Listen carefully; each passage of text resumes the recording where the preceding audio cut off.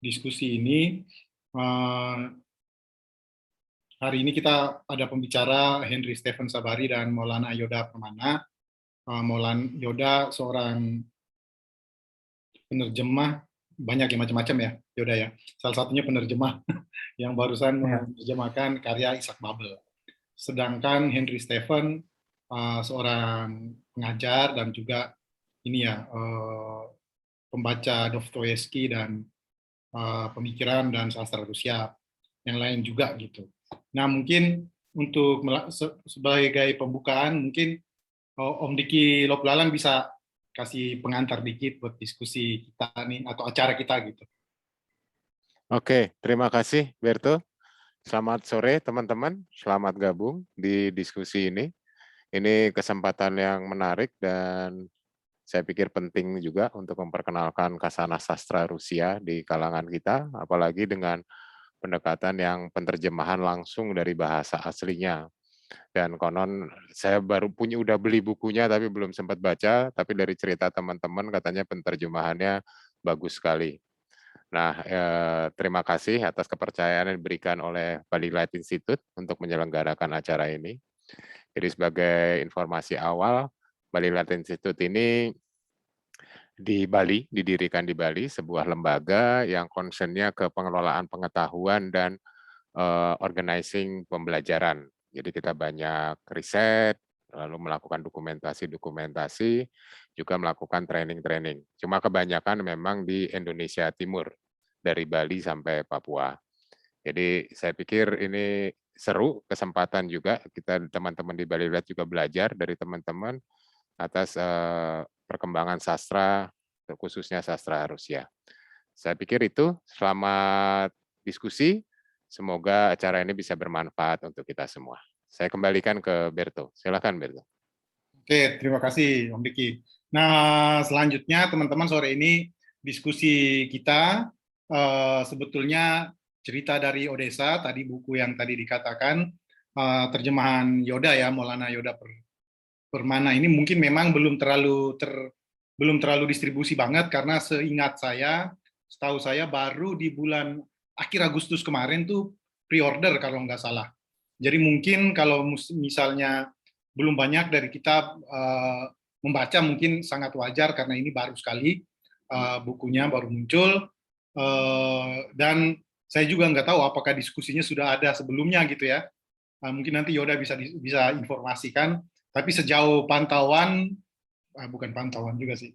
Sejauh saya lihat-lihat itu kayaknya belum, diskusinya kayaknya belum gitu ya. Jadi mungkin ini bisa dikatakan diskusi awal nih. Tetapi memang kita sore ini bukan bermaksud hanya berdiskusi tentang cerita dari Odessa saja. Kita pengennya bisa lebih luas dari itu. Oleh karena itulah dalam kesempatan ini kita minta moderator Dewi Karisma Miselia. Beliau seorang penulis tentu saja. Kita tinggal googling aja lah untuk mengetahui bukunya apa aja. Saya nggak hafal kecuali satu judulnya yang juga ribet, surat panjang dari masa lalu atau gimana gitulah kira-kira judulnya gitu ya. Dari bukunya Michelle, dan kebetulan Michelle sekarang redaktur pelaksana untuk sebuah portal baru yang dibikin atau diinisiasi oleh Dewan Kesenian Jakarta, portal tenggara.id kalau saya nggak salah. Itu untuk ini ya, untuk kritik sastra, sebuah portal khusus untuk kritik sastra. Kalau nggak salah di situ ada Zen Hae dan Martin juga, sebagai Martin Suryajaya sebagai redakturnya juga gitu. Nah, dengan meminta Michelle sebagai moderator, kami berharap bisa ini ya, bisa menjembatani diskusi antara upaya penerjemahan sastra Rusia dan juga pemikiran Rusia, baik itu di konteks global maupun di konteks yang spesifik penerimaannya di Indonesia. Untuk itu selanjutnya saya serahkan ke Michelle. Silakan Michelle. Ya, terima kasih Bertul dan Om Diki untuk penjelasan di depan. Jadi kita sekarang ada di diskusi santai yang bertajuk Babel dan Dostoevsky, bagaimana jika Dostoevsky membaca Odessa, vice versa.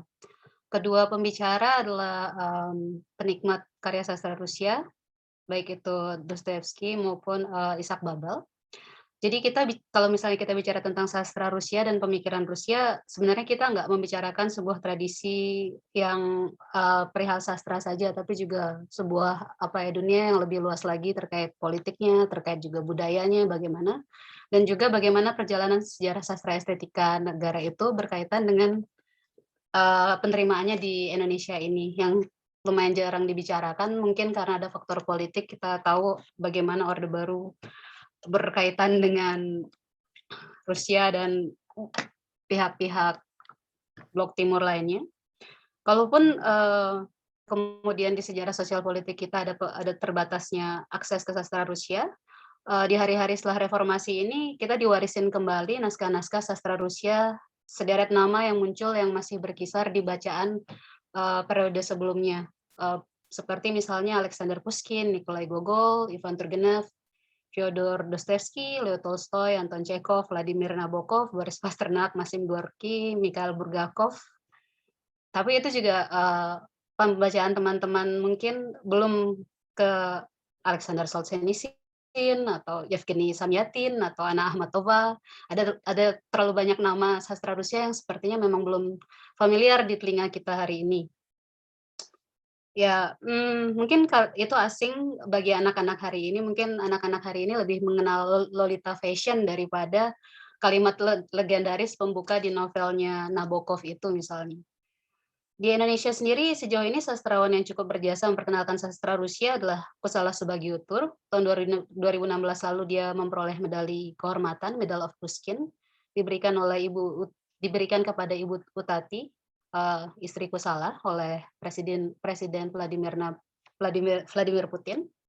Terus almarhum Kusala ini, adiknya Pramudia, dinilai berjasa dalam menerjemahkan karya sastra Rusia ke bahasa Indonesia.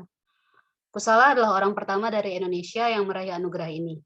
Kisah bagaimana dan kenapa Kusala jatuh cinta dengan sastra Rusia bisa kita temukan dalam cerita hidupnya dalam buku ceritanya Kampus Kabelnaya, menjadi mahasiswa di Uni Soviet. Di era sekarang, upaya untuk baca kembali dan memperkenalkan para raksasa sastra dan pemikiran Rusia ini mulai kembali muncul di Indonesia. Baru-baru ini, penerbit Moi Pustaka, seperti yang tadi diceritakan Berto di awal, menerbitkan karya Ishak Babel, Cerita dari Odessa. Terjemahan karya ini dikerjakan secara apik oleh Maulana Yoda Permana yang kita undang hari ini. Dan juga pembahasannya nanti akan dilanjutkan oleh Henry Stephen Sabari. Terbitnya Cerita dari Odessa ini barangkali menjadi menarik sebagai pemicu untuk membicarakan perihal penerimaan sastra dan pemikiran Rusia di Indonesia. Jadi karena itu diskusi santai ini akan membincangkan lebih lanjut soal buku itu. Mungkin untuk perkenalan, supaya lebih kenal siapa kedua pembicara, saya membacakan dulu bio panjang dari kedua pembicara ya. Henry Stephen Sabari lahir 5 Februari 1977, ia tertarik pada sastra Rusia sejak 1998, menyelesaikan S1 dan S2 di STF Dryarkara dengan karya tulis telaah terhadap sastra dan filsafat Dostoevsky. Ia menggemari musik, saat ini lebih banyak bekerja sebagai dosen di beberapa kampus, dan pernah mengajar di Universitas Multimedia Nusantara, Universitas Kristen Krida Wascana, Untak 1945 Jakarta, dan Kalbis Institute, serta Yayasan Musik Gereja STT. Pada 2010, ia menjadi mentor pelatihan menulis lomba esai Kekerasan Perdamaian dan Keindonesiaan 2010 yang diadakan oleh People Empowerment Consortium dan Kelompok Kerja Pengungkapan Kebenaran. Buku yang sudah dihasilkan relatif banyak, adalah misalnya Dostoevsky Menggugat Manusia Modern, terbit tahun 2008, dan Penggugat Tuhan, Problem Ketuhanan Dostoevsky tahun 2012.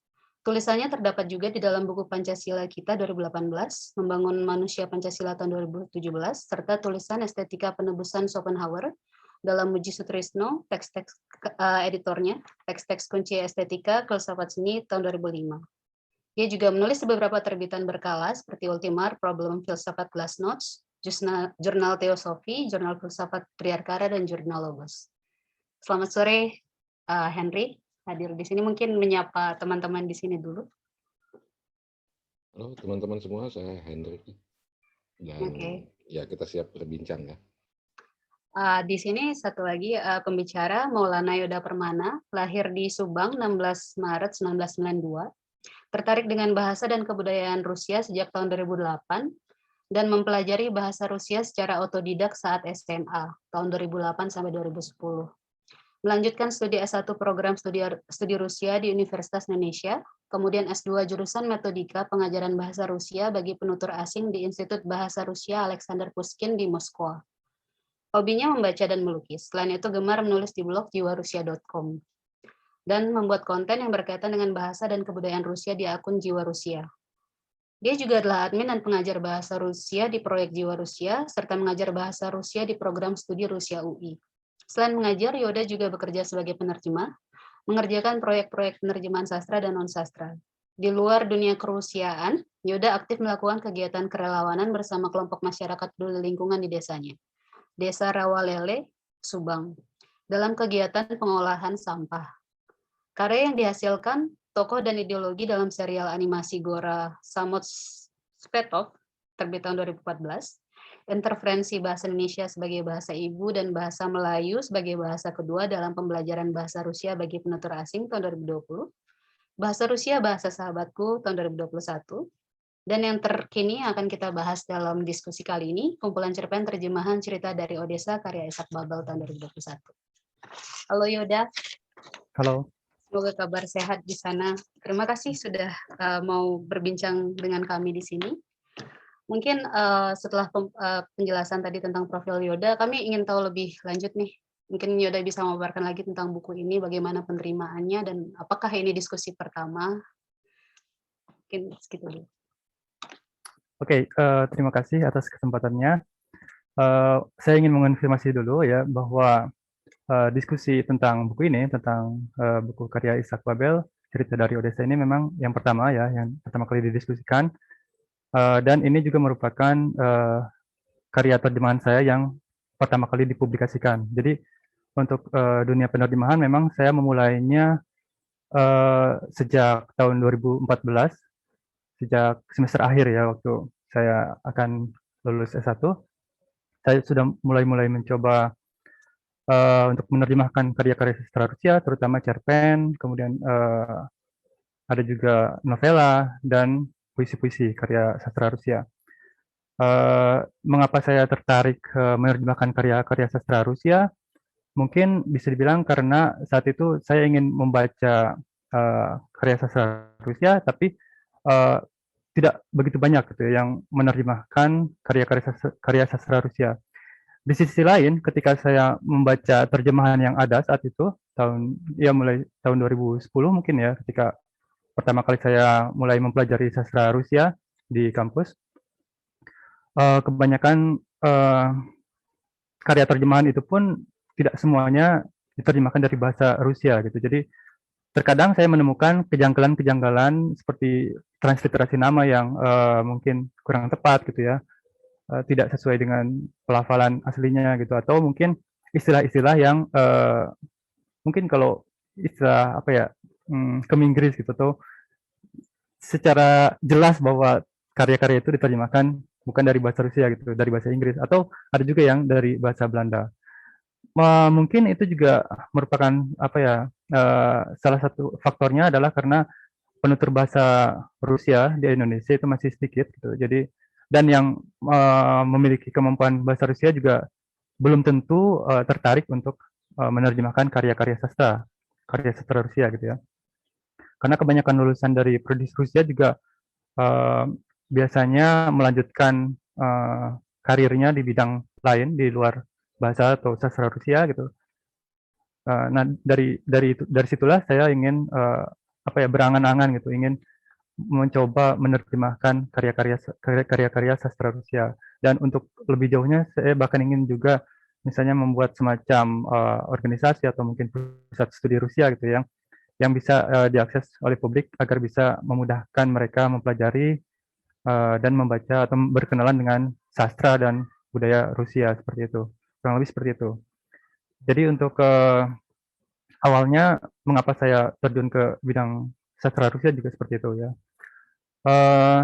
Kemudian tentang penerjemahan cerita dari Odessa ya. Jadi seperti ini, perkenalan. Jadi ini dimulai dari perkenalan awal saya dengan Pak Eka Kurniawan melalui email gitu. Jadi korespondensi gitu. Melalui salah satu dosen saya ya yang juga mengajar di UI waktu itu. Dia bilang memiliki kenalan gitu ya. Pak Eka ada penerbit seperti ini. Di sana banyak menerjemahkan karya-karya sastra Rusia. Mengapa tidak untuk mencoba menawarkannya gitu. Karena beliau juga tahu saya sering menerjemahkan proyek-proyek karya sastra Rusia gitu. Jadi saya coba serahkan, waktu itu bukan Babel dulu, saya kirimkan beberapa sampel penerjemahan saya, diantaranya ada beberapa cerpen dan novela ya, dan Pak Eka membaca, dan kata beliau sepertinya bisa nih untuk dipublikasikan. Tapi karena ada masalah hak cipta waktu itu, akhirnya diurungkan dulu dan apa namanya menjadi berganti proyek gitu. Dan waktu itu Pak Eka justru yang menawarkan saya untuk menerjemahkan karya-karya Isaac Babel. Dan dari tawaran itu akhirnya saya mengajukan juga ya bagaimana jika saya menerjemahkan cerpen-cerpen karya Babel dalam rangkuman atau kumpulan cerpennya yang kemudian dinamakan Cerita dari Odessa ini. Seperti itu. Jadi pengerjaannya juga cukup lama, mungkin sekitar 4 bulan.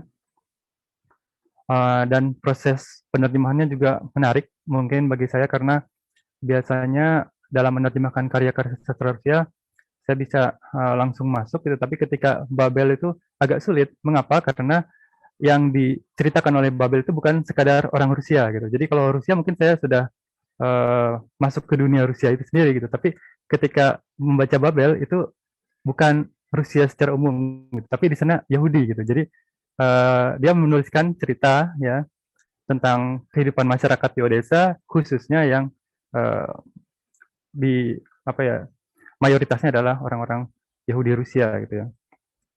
Dan tentunya di sana mereka memiliki kebudayaan tersendiri gitu ya, yang juga sejarahnya tersendiri dan cara berpikir masyarakatnya yang berbeda daripada orang Rusia pada umumnya gitu. Tapi di sisi lain juga tidak seperti Yahudi yang ada di tempat lain, misalnya yang ada di Israel misalnya ya. Karena Yahudi Rusia itu juga mereka seakan-akan campuran gitu pemikirannya antara orang Rusia dan kebudayaan Yahudi gitu. Nah dari situ dalam proses penerjemahannya juga saya melihat beberapa film ya, yang pernah dibuat oleh Soviet yang juga diangkat dari karya-karyanya Babel. Di antaranya adalah Искусство жить в Одессе, itu seni hidup di Odessa, ada yang seperti itu namanya. Kemudian ada Binjushnik i Karol atau pengemudi binjuk. Binjuk itu seperti gerobak khas Odessa. Dan Karol itu raja ya. Kalau sudah membaca karya cerita dari Odessa itu ada yang disebut Karol gitu ya, atau si raja gitu. Benyakrik itu adalah salah satu tokoh utamanya gitu di dalam cerpen itu. Dan tentu saja ada film bisu juga yang pernah saya tonton, Benyakrik, dan itu memberikan kemudahan bagi saya dalam menerjemahkannya gitu, agar saya bisa membayangkan seperti apa sih bentuknya krik itu gitu, si Benyakrik itu gitu. Seperti apa hubungan antara orang muda dan orang tua, karena di cerita dari Odessa itu sudut pandang penceritaannya itu tidak hanya dari satu sisi saja, bukan dari sudut pandang orang dewasa saja gitu. Ada juga dari orang tua gitu. Ada juga dari anak-anak gitu. Nah, itu menariknya cerita dari Odessa gitu. Oke, mungkin Iya, tadi Yoda kan menyinggung soal Yahudi, saya juga baca ini kan sinopsisnya menarik banget untuk menjual buku ini ya. Ini juga ada penggambaran tentang Yahudinya, misalnya Odessa tak hanya sebuah tempat, ya kisah tentang Benya dan lain sebagainya, ada polisi, ada gangster, ada prajurit, hingga aktor panggung dari Italia. Kisah mereka memiliki cara pandang tersendiri tentang apa itu keadilan, terus dia juga kisah tentang kaum Yahudi miskin, para pengemis penghuni tanah pemakaman, ya semuanya seperti profil yang Yoda bilang misalnya. Terus ada juga misalnya kisah tentang bocah kecil pembohong yang dia udah terbiasa bohong banget itu di halaman 106 itu kan ada judul ceritanya yang di ruang bawah tanah. Jadi semua profil itu kan memancing banget kita untuk baca lagi buku ini. Dan kalau dari segi narasi sendiri ini selain profilnya yang menarik, yang menurutku berkesan dari pembacaanku atas buku ini adalah gaya bahasanya pun enak dan mengalir banget. Ketika suatu karya terjemahan terbaca seperti karya sastra Indonesia dan tidak terbaca seperti terjemahan, itu udah suatu keberhasilan tersendiri dari seorang penerjemah. Mungkin tadi yang Yoda cerita kan tentang bagaimana naskah ini sampai ke tangan Eko Kurniawan dan prosesnya penerjemahan selama 4 bulan. Tapi aku percaya bahwa nerjemahin dari teks Sirilik itu tidak semudah nerjemahin dari teks biasa, dan begitu pula tata bahasanya Rusia mungkin berbeda.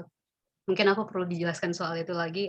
Bagaimana pengalaman Yoda berhadapan dengan teks sulit dan menghadirkannya kepada pembaca itu menjadi sangat mulus dan sangat enak untuk dibaca. Tantangannya mungkin apa? Oke, terima kasih. Soal tantangan atau kesulitan ya, mungkin itu memang sangat signifikan gitu, karena dalam kalau ketika melihat bahasa Rusia memang bukan hanya aksaranya saja gitu yang berbeda. Aksar Kiril mempelajari bahasa Rusia itu memang punya tahapan tersendiri dan cukup lama gitu ya bagi saya untuk mempelajari bahasa Rusia. Bahasanya juga tidak sama dengan bahasa-bahasa Eropa Barat ya, karena meskipun ada kemiripan tapi dia masuknya ke rumpun Slavia Timur. Dan soal bahasa sastra yang digunakan Babel gitu memang memiliki kekhasan tersendiri gitu. Kalau soal teknis mungkin seperti penerjemahan bahasa pada umumnya ya, maksudnya dalam bahasa Rusia itu memang ada yang memiliki aturan ortografi gitu yang berbeda daripada bahasa Indonesia. Nah, itu mungkin bisa dimasukkan ke dalam salah satu semacam kesulitan gitu ya, yang saya alami juga gitu, karena jika seorang penerjemah tidak mengerti tentang perbedaan ortografi antara Rusia dan Indonesia, mungkin akan terdengar rancu juga dalam proses penerjemahannya. Misalnya dalam bahasa Indonesia penulisan yang gitu ya biasanya tidak menggunakan koma dulu di depan, tapi dalam bahasa Rusia sebelum yang biasanya ada koma dulu. Itu hal-hal teknis macam itu gitu. Nah, waktu itu saya juga melihat perbedaan dan saya mencoba melebur perbedaan itu, dan saya menggunakan semacam serapan ortografi yang akhirnya nanti masuk agar lebih mudah dibaca gitu di dalam dalam bentuk hasilnya nanti dalam penulisan gaya Indonesia gitu. Tapi di sisi lain saya juga tidak menghilangkan gaya khas penulisan Babel. Misalnya Babel itu memiliki kekhasan menggunakan titik. Jadi dalam teks yang panjang itu dia tidak langsung menulis semuanya. Jadi dia memotong-motong itu dengan titik. Nah, itu saya pikir itu adalah kekhasan Babel dan saya tidak ingin menghapuskan itu gitu. Dan saya juga coba menerjemahkan itu seadanya gitu untuk penentuan titik itu. Mungkin bisa juga dilihat di dalam cerpen di sana ya, di dalam kumpulan cerpen itu ada kutipan gitu yang di sana itu bunyinya kurang lebih, dan semua akan berkata titik harus disematkan di tempat di mana ia memang pantas disematkan, kurang lebih seperti itu. Kalau tidak salah itu di dalam cerpen Keadilan dalam tanda kurung. Nah, itu untuk membuktikan gitu bahwa Babel sendiri menyadari sebenarnya hal-hal seperti itu gitu. Dan itu bukan hanya ide pemikirannya saja gitu, tapi dia tuangkan dalam bentuk estetika penulisannya gitu. Kemudian kesulitan lainnya mungkin juga tentang idiom ya. Banyak sekali idiom-idiom yang ada dalam bahasa Rusia yang digunakan dalam bahasa Rusia dan tidak ada sebenarnya padanannya dalam Indonesia. Tapi saya coba misalnya membuat itu dapat dimengerti gitu oleh orang Indonesia. Jadi ketika membacanya, mungkin tidak semua ya, karena banyak juga idiom yang mungkin tidak bisa saya padankan dengan bahasa Indonesia, sehingga mungkin akan memunculkan kebingungan juga gitu. Tapi sedapat mungkin jika ada idiom-idiom semacam itu juga saya coba terjemahkan dan cari padanannya dengan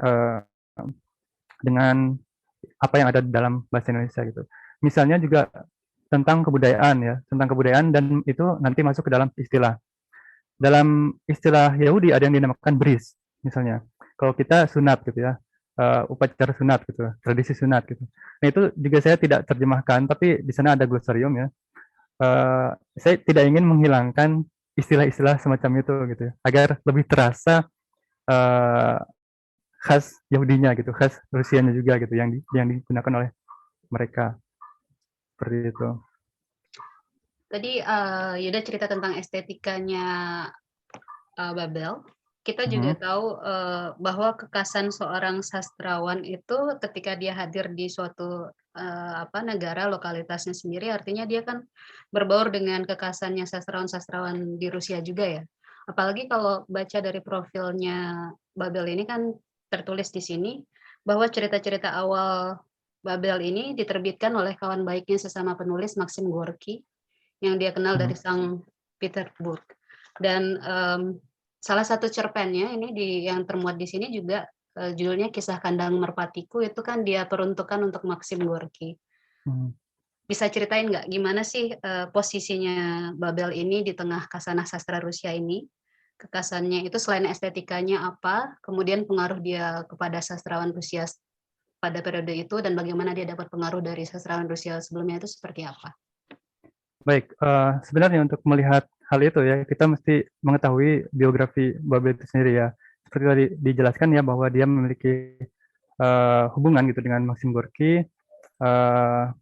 Ya, jadi Babel lahir di suatu masyarakat komunitas Yahudi yang ada di Odessa, yang ada di Rusia. Dia juga kemudian sebelum dia dikenal sebagai salah satu penulis besar Rusia abad 20 ya, dia tumbuh di sana gitu, di Odessa itu sendiri gitu. Dia sejak kecil itu tumbuh dengan penuh gairah ya, maksudnya dalam hal keingintahuan gitu. Dia selalu mencari tahu, ingin menambah wawasannya gitu, banyak menanyakan orang di sekitarnya gitu. Dan dia pun menghidupi hidupnya itu dengan sepenuh hati. Jika kita lihat karakter Babel, dia itu sangat sensitif dan peka gitu dengan keadaan sekitarnya. Dan dia juga di kemudian hari pengalaman-pengalaman dia itu dia akan bisa tuangkan juga dalam karya sastranya gitu. Meskipun hal-hal yang dia tuangkan itu adalah hal-hal yang sebenarnya mungkin kita anggap sebagai hal-hal yang remeh gitu ya, hal yang kecil gitu, tapi dia bisa menuangkan ke sana gitu. Nah, di lingkungan itu seperti itulah dia tumbuh gitu ya, sebelum menjadi penulis yang besar kemudian.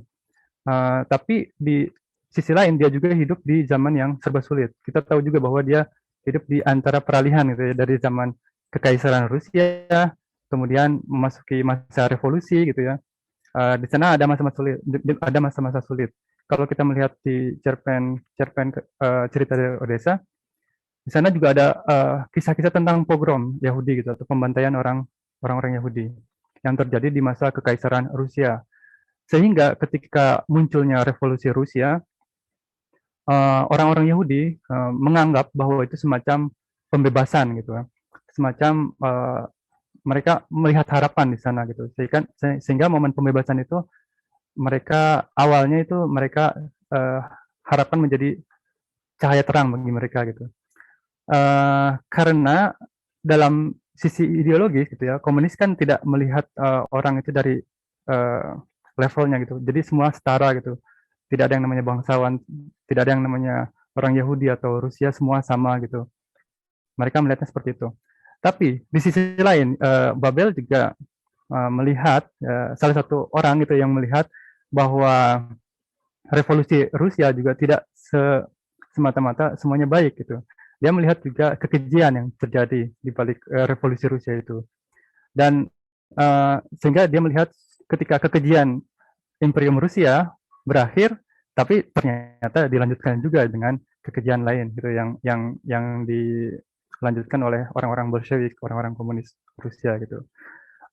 Tapi meskipun demikian, dia tetap berbaur gitu dengan perubahan, dan di sini dia juga memiliki hubungan akhirnya dengan orang-orang yang mendukung pemerintahan Rusia gitu. Salah satunya Maxim Gorky itu tadi gitu. Kemudian selain itu dia juga sempat bahkan mengikuti bertugas gitu ya sebagai pasukan merah di satuan kavaleri berkuda. Mungkin bisa lihat juga nanti di sana, mungkin tidak ada di cerpen itu ya, tapi di karyanya yang lain itu ada juga yang judulnya Red Cavalry atau Krasnaya Cavalry ya, kavaleri merah gitu ya, kavaleri berkuda. Dia juga di pengalamannya mengikuti tugas itu juga membuat akhirnya nanti membuat pengalamannya, membuat wawasannya bertambah, dan dia melihat sisi lain gitu dari revolusi itu sendiri gitu. Dia ikut ketentaraan juga gitu, tapi dia tidak memiliki kemampuan untuk membunuh orang gitu.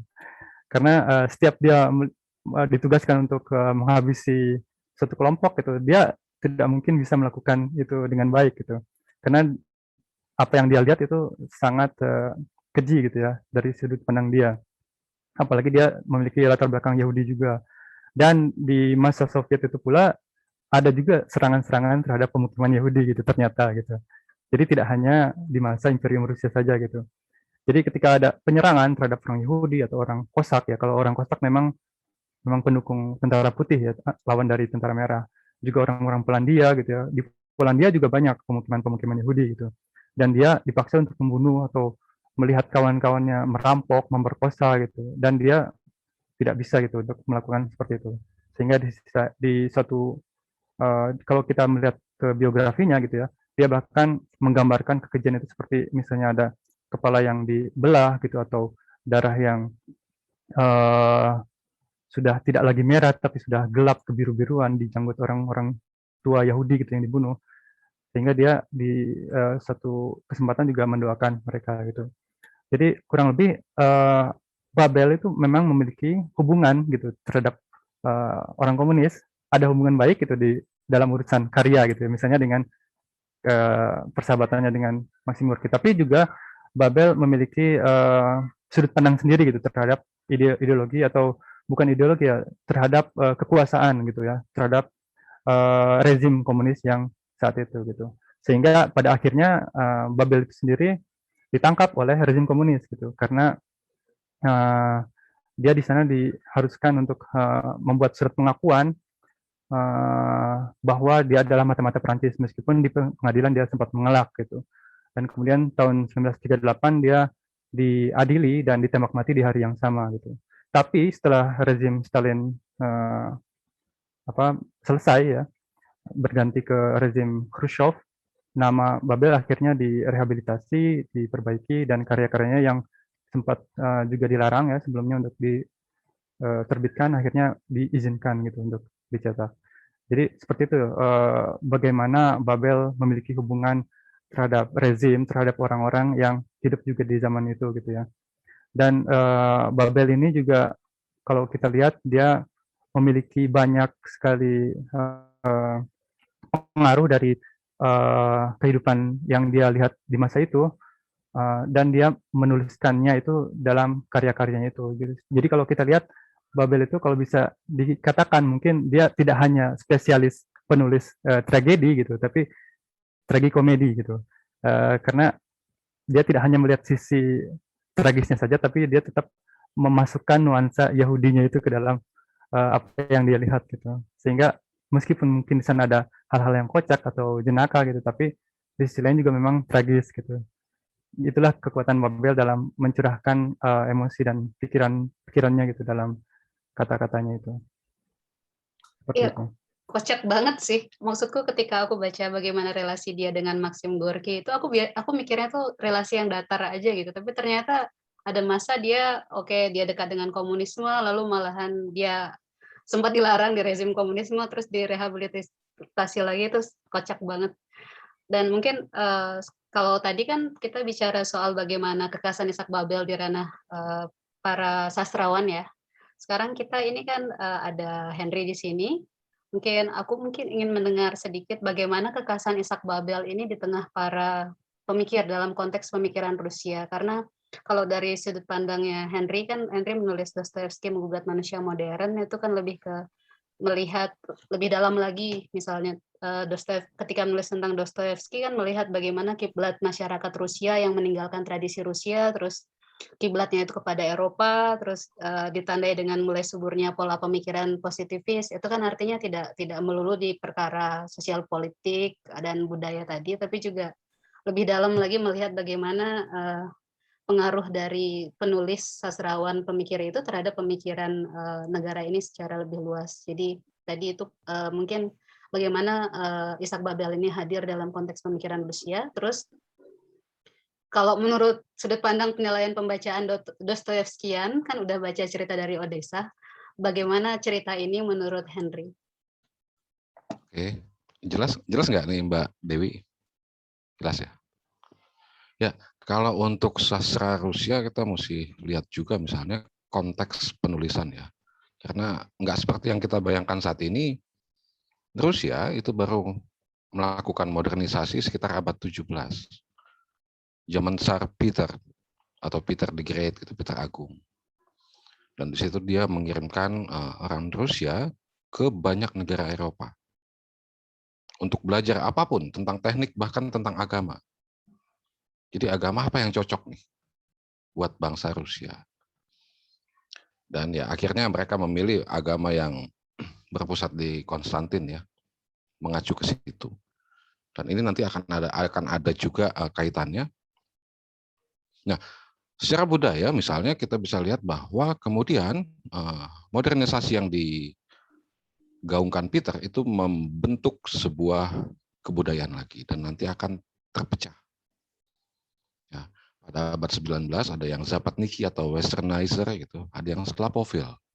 Jadi yang setuju bahwa modernisasi itu adalah menjiplak habis apa yang ada di barat. Sementara yang Slavofil bilang, oh tidak, keutamaan kita adalah keutamaan yang tradisional. Yang jalannya adalah mengimitasi Kristus. Nah ini agak aneh. Dan mengimitasi Kristus ini juga lucu juga ceritanya. Dan ini juga nanti sumber perpecahan gereja juga. Bahwa mereka sangat yakin bahwa hanya Rusia yang memegang atau pewaris tahta Kristus. Kenapa? Karena Yerusalem telah jatuh oleh sekularisme, lantas Konstantinopel atau Bizantium jatuh ke tangan kerajaan Islam, Turki, dan hanya satu patriark yang tersisa dan nggak pernah jatuh ke tangan manapun, yaitu patriark Moskow. Nah, makanya kemudian kalau dilihat, nah kalau dari Dostoyevsky sendiri, maka dia ada di garis Slavofil atau tradisionalis. Keutamaannya adalah keutamaan religius, sosialismenya juga sosialisme religius. Nah, lalu Ishak Babel di mana? Nah, kalau melihat dari sejarah Ishak Babel, kita bisa lihat bahwa dia ada di jalur Zapadniki, termasuk yang Westernizer. Nah, kalau zaman Dostoyevsky itu ada musuhnya yang namanya Chernyshevsky misalnya, sastrawan yang kemudian juga Lenin sangat memuji dia ya, memuji Chernyshevsky. Ishak Babel sepertinya ada di situ. Namun dia mungkin lupa, dalam tanda petik, dia mungkin lupa bahwa dia tetap Yahudi. Ada kebencian tertentu terhadap Yahudi. Karena Yesus mati di tangan orang Yahudi. Ada sentimen antisemit di situ. Dan di Rusia itu ya masih sampai setelah revolusi masih ada ya. Masih ada. Nanti mungkin Yoda bisa cerita lebih banyak nih bahwa semangat antisemit terutama di Moskow gitu ya, itu keras sekali. Dan kalau saya misalnya sebagai ya pengamat Dostoyevsky gitu ya, membaca Babel, maka ini kan adalah sebuah olok-olok terhadap revolusi Bolshevik. Mereka bilang kesetaraan bagi semua gitu. Ternyata kesetaraan bagi semua itu tapi tidak untuk Yahudi. Karena tetap terjadi pembantaian buat Yahudi. Nah, jadi buku yang diterjemahkan Yoda misalnya, cerita dari Odessa, ya itu salah satu olok-olok ya, olok-olok tentang revolusi Bolshevik dengan segala jargon-jargonnya. Nah, ini yang mau diangkat Babel. Saya pikir begitu Mbak Dewi. Oke, sebelum aku lempar lagi ke Yoda untuk merespon, mungkin perlu kutanyakan lebih dalam, lebih jauh lagi nih soal apa sih yang spesifik dari tradisi pemikiran Rusia selain tadi Slavophile dan lebih ke Bardayev, kalau Westernized. Bardayev bilang orang Rusia itu selalu orang yang ekstrim, nggak ada orang yang di tengah-tengah. Ini atau itu, tinggal pilih. Nggak ada ya saya ini atau itu, nggak ada. Jadi pilihannya adalah pilihan ekstrim. Nah, itu kata Nikolai Berdayev ya. Itu sih Mbak Dewi. Oke, Yoda tadi udah mendengar sendiri pendapat tentang bagaimana posisi Babel ini di konteks pemikiran Rusia tadi lebih ke westernizer gitu. Mungkin tadi juga disebutkan tentang bagaimana Rusia yang anti Yahudi, terus Yoda diminta untuk menceritain lebih lanjut lagi, mungkin sekalian langsung saya persilakan Yoda untuk memberi tanggapan dulu. Ya, tentang posisi Yahudi ya di Rusia, memang memiliki sejarahnya tersendiri gitu. Jadi karena seperti tadi dijelaskan bahwa Ortodoks itu menjadi sejak lama itu sudah menjadi kekuatan yang diandalkan gitu di dalam perkembangan kebudayaan Rusia sejak adanya kalau istilahnya tuh Roma ketiga gitu. Jadi Roma pertama itu yang di Italia, kemudian Bizantium Roma kedua, dan akhirnya Moskwa dianggap sebagai Roma ketiga gitu untuk mengukuhkan bahwa Ortodoks lah di sana tanah Ortodoks yang terakhir gitu di Rusia itu. Sehingga kekuatan Ortodoks ini memang mendominasi Rusia gitu ya dari berbagai zaman dan sempat padam waktu komunis dan kemudian hidup lagi di masa sekarang. Nah, posisi Yahudi juga sama gitu, maksudnya naik turun gitu. Dulu sebelum adanya sebelum Rusia memiliki kekuatan yang besar dengan Ortodoksnya itu, dengan kebudayaan dari Kristen Ortodoksnya itu, di Rusia itu ada kerajaan Yahudi juga gitu, namanya Khaganat Khazar. Khazar ini sebenarnya bukan orang Yahudi yang asli gitu, maksudnya bukan orang Yahudi dari Israel gitu, tapi mereka itu adalah kerajaan besar dan mereka menerima gitu agama Yahudi. Mereka menjadikan agama itu sebagai agama utama mereka gitu. Dan akhirnya kerajaan ini runtuh dan mereka terpecah-pecah juga gitu di tanah yang sekarang menjadi Rusia gitu. Posisinya dari masa ke masa juga memang selalu mengalami rundungan gitu ya. Di masa kekaisaran juga mereka tidak memiliki tempat yang tertinggi, mereka selalu ada di bawah Rusia gitu. Kemudian dalam beberapa titik periode tertentu juga mengalami bahkan serangan gitu dari orang-orang Rusia itu sendiri. Dan ketika memasuki Soviet juga tidak selamanya gitu mendapatkan posisinya. Meskipun ada yang bilang katanya Lenin sendiri sebenarnya punya darah Yahudi gitu ya. Tapi di dalam perkembangannya gitu ya, di masa Soviet ini juga orang Yahudi sempat dipindahkan gitu ya ke sebelah timur, dideportasi gitu ke sebelah timur, sehingga mereka punya rayon gitu atau akrug namanya, semacam rayon Yahudi gitu di sana, sehingga mereka boleh menerapkan nilai-nilai keagamaan atau tradisi mereka, tapi di sana saja gitu tempatnya, karena Soviet ini sekarang sudah menjadi tidak lagi berlandaskan agama gitu ya. Dan memang untuk perkembangan itu sendiri juga mereka tidak pernah sampai kuat gitu. Meskipun dalam hal ekonomi mereka memang memiliki kekuatan selalu gitu ya, dari masa ke masa gitu. Dan setelah masa Soviet ya, setelah runtuhnya masa Soviet, orang-orang Yahudi juga memang kembali melihat itu sebagai kebebasan untuk mereka gitu, sehingga mereka yang kuat di sisi ekonomi ini juga menguasai beberapa kapital penting, perusahaan-perusahaan yang besar di Rusia yang akhirnya menjadi momok juga akhirnya, karena ada beberapa, kalau apa ya, kalau kita padankan dengan Indonesia mungkin semacam BUMN gitu yang dikuasai juga oleh orang-orang tertentu gitu setelah jatuhnya Soviet ini, sehingga semuanya serba semerawut gitu karena mereka bukan lagi BUMN itu tidak lagi menjadi apa untuk mensejahterakan masyarakat, tapi untuk kepentingan pribadi. Dan di sini orang-orang Rusia kembali lagi memiliki tendensi untuk membenci gitu ya terhadap etnis Yahudi, meskipun tidak semua gitu.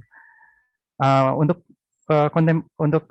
waktu yang sekarang gitu ya, untuk kontemporer sekarang ini, orang-orang Yahudi juga masih ada gitu, dan banyak sekali di Rusia, meskipun mungkin tidak mengalami diskriminasi seperti dulu, sekuat dahulu gitu ya di masa Imperium Rusia atau di masa Soviet. Karena sekarang mereka sudah memiliki komunitas-komunitas juga yang besar ya, di Moskwa juga ada sinagoga, dan mereka juga memiliki hubungan yang baik juga dengan Israel gitu, karena banyak orang-orang Yahudi Rusia yang akhirnya kemudian pindah ke Israel gitu, sehingga mereka memiliki hubungan khusus gitu, sehingga orang-orang Yahudi yang ada di Rusia bisa dibilang antara aman dan tidak aman kalau dibilang seperti itu.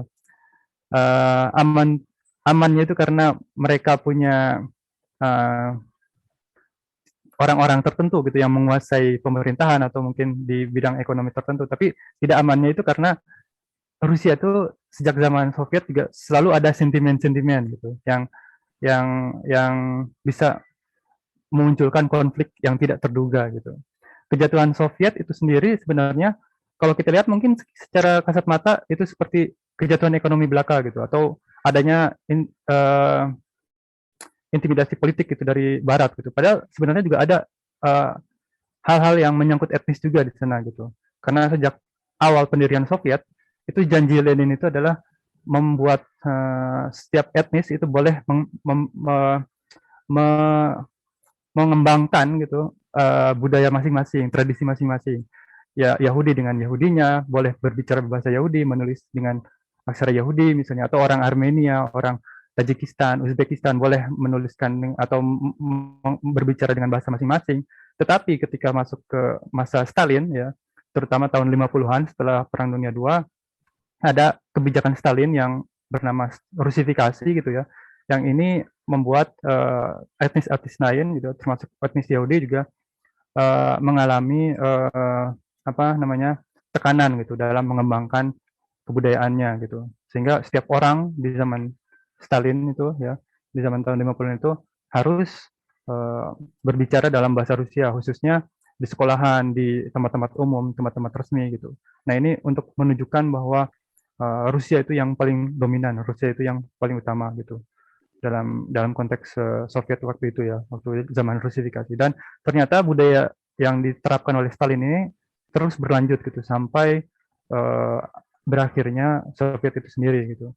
Dan karena adanya kebijakan yang sebenarnya menekan perkembangan budaya etnis-etnis lain, akhirnya di tahun 80-an juga ketika adanya kemerosotan ekonomi, etnis-etnis ini juga mulai berani bersuara gitu. Karena waktu itu kan ada yang namanya glasnost, perestroika gitu ya, dan demokratia.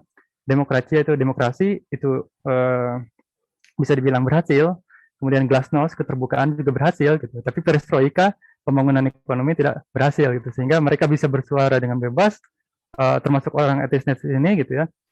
Dan ketika tapi ekonomi ternyata jatuh gitu, sehingga mereka punya alasan untuk menjatuhkan pemerintahan, kurang lebih seperti itu. Oke, ini bahasannya sangat luas dan besar ya, maksudku kayak ketika kita ngomongin etnis Yahudi, populasinya juga cukup banyak di Rusia kan, Askenazi itu, terus Rusifikasi tadi membayangkan rentang waktunya itu dari masa Bolshevik, Menshevik, pertentangan apakah mau revolusi oleh proletariat ataukah mendukung borjuasi, ada perlu dukungan borjuasi, terus kemudian ke Uni Soviet runtuh tahun 91, itu ada rentang yang panjang sekali. Dan ketika bahas bagaimana kehadiran sastra Rusia di tengah kecamuk politik ini juga ternyata ada banyak sekali kaitan antara, misalnya ketika menulis tentang identitas Yahudi tadi, ada juga banyak keterkaitan bagaimana kebijakan-kebijakan itu juga berpengaruh kepada etnis Yahudi itu, dan juga tentu saja berpengaruh kepada penulis sastra macam Mesak Babel yang menulis tentang etnis Yahudi gitu. Itu kan di konteks Rusia gitu.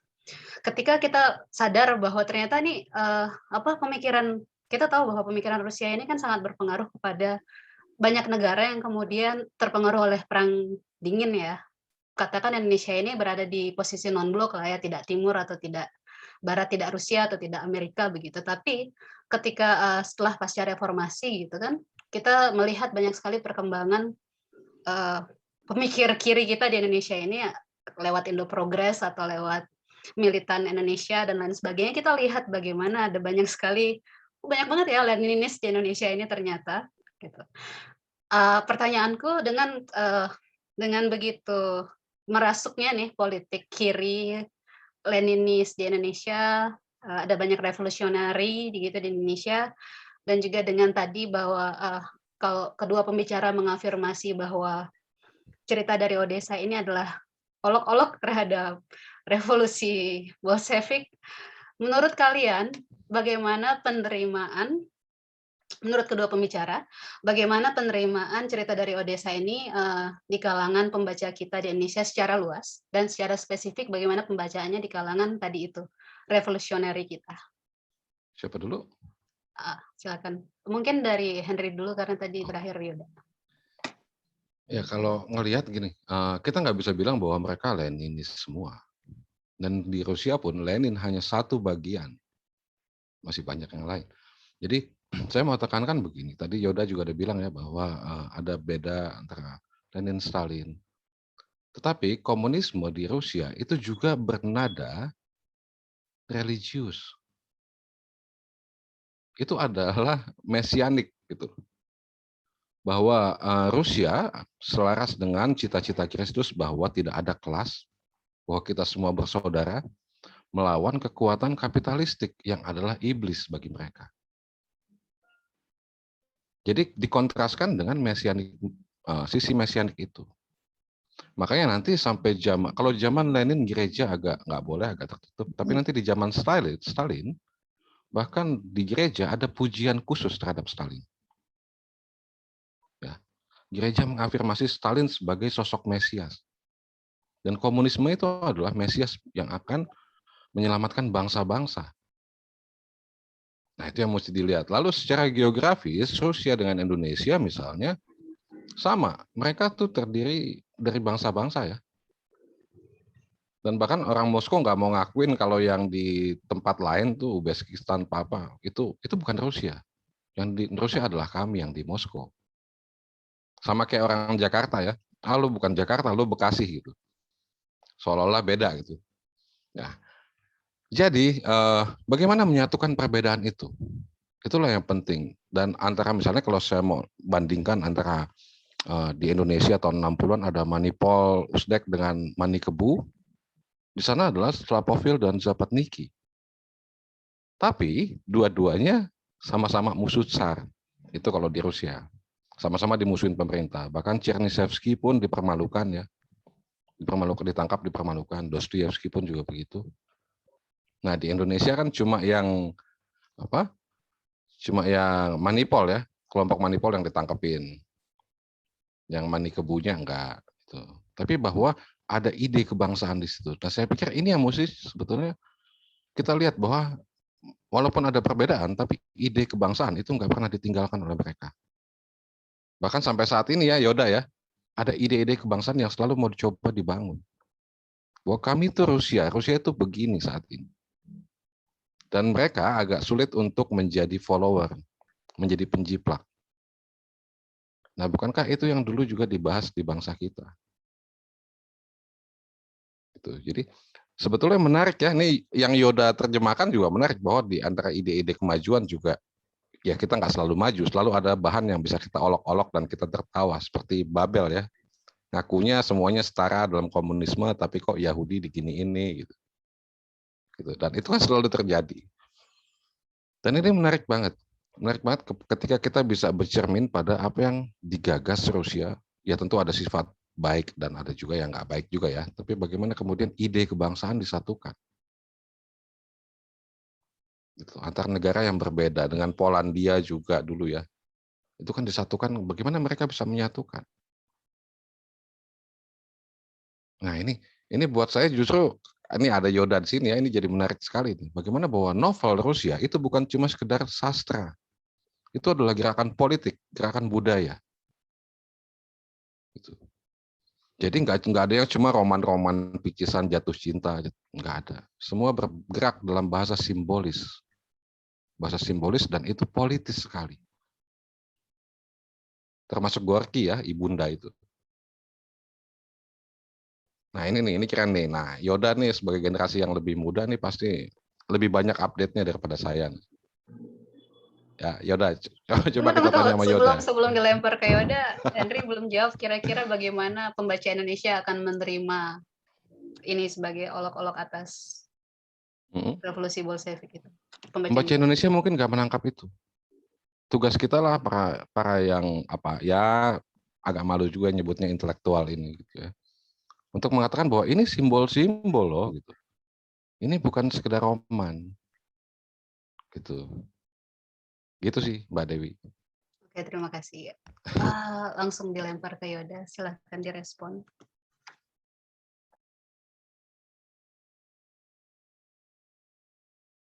Saya lupa menyalakan mute-nya. Oke, terima kasih.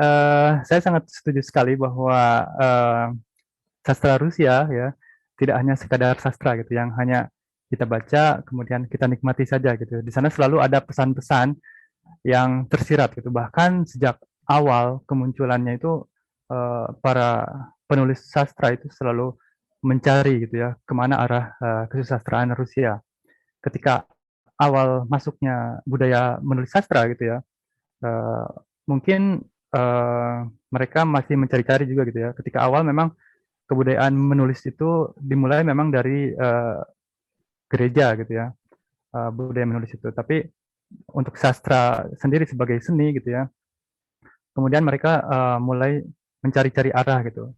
Ketika tadi juga sudah dijelaskan di awal bahwa di masa Peter gitu ya, Peter Agung, orang Rusia itu melihat Barat sebagai patokan gitu. Dan kemudian juga di masa Yekaterina Agung juga setelah masa Peter juga semakin berkembang sastra Rusia itu sehingga mereka mencari arahnya kemana gitu. Tapi seiring perkembangannya pun mereka selalu memiliki pesan memang mana yang ingin diunggulkan gitu, apakah Zapatniki itu sendiri atau Slavofil itu sendiri gitu.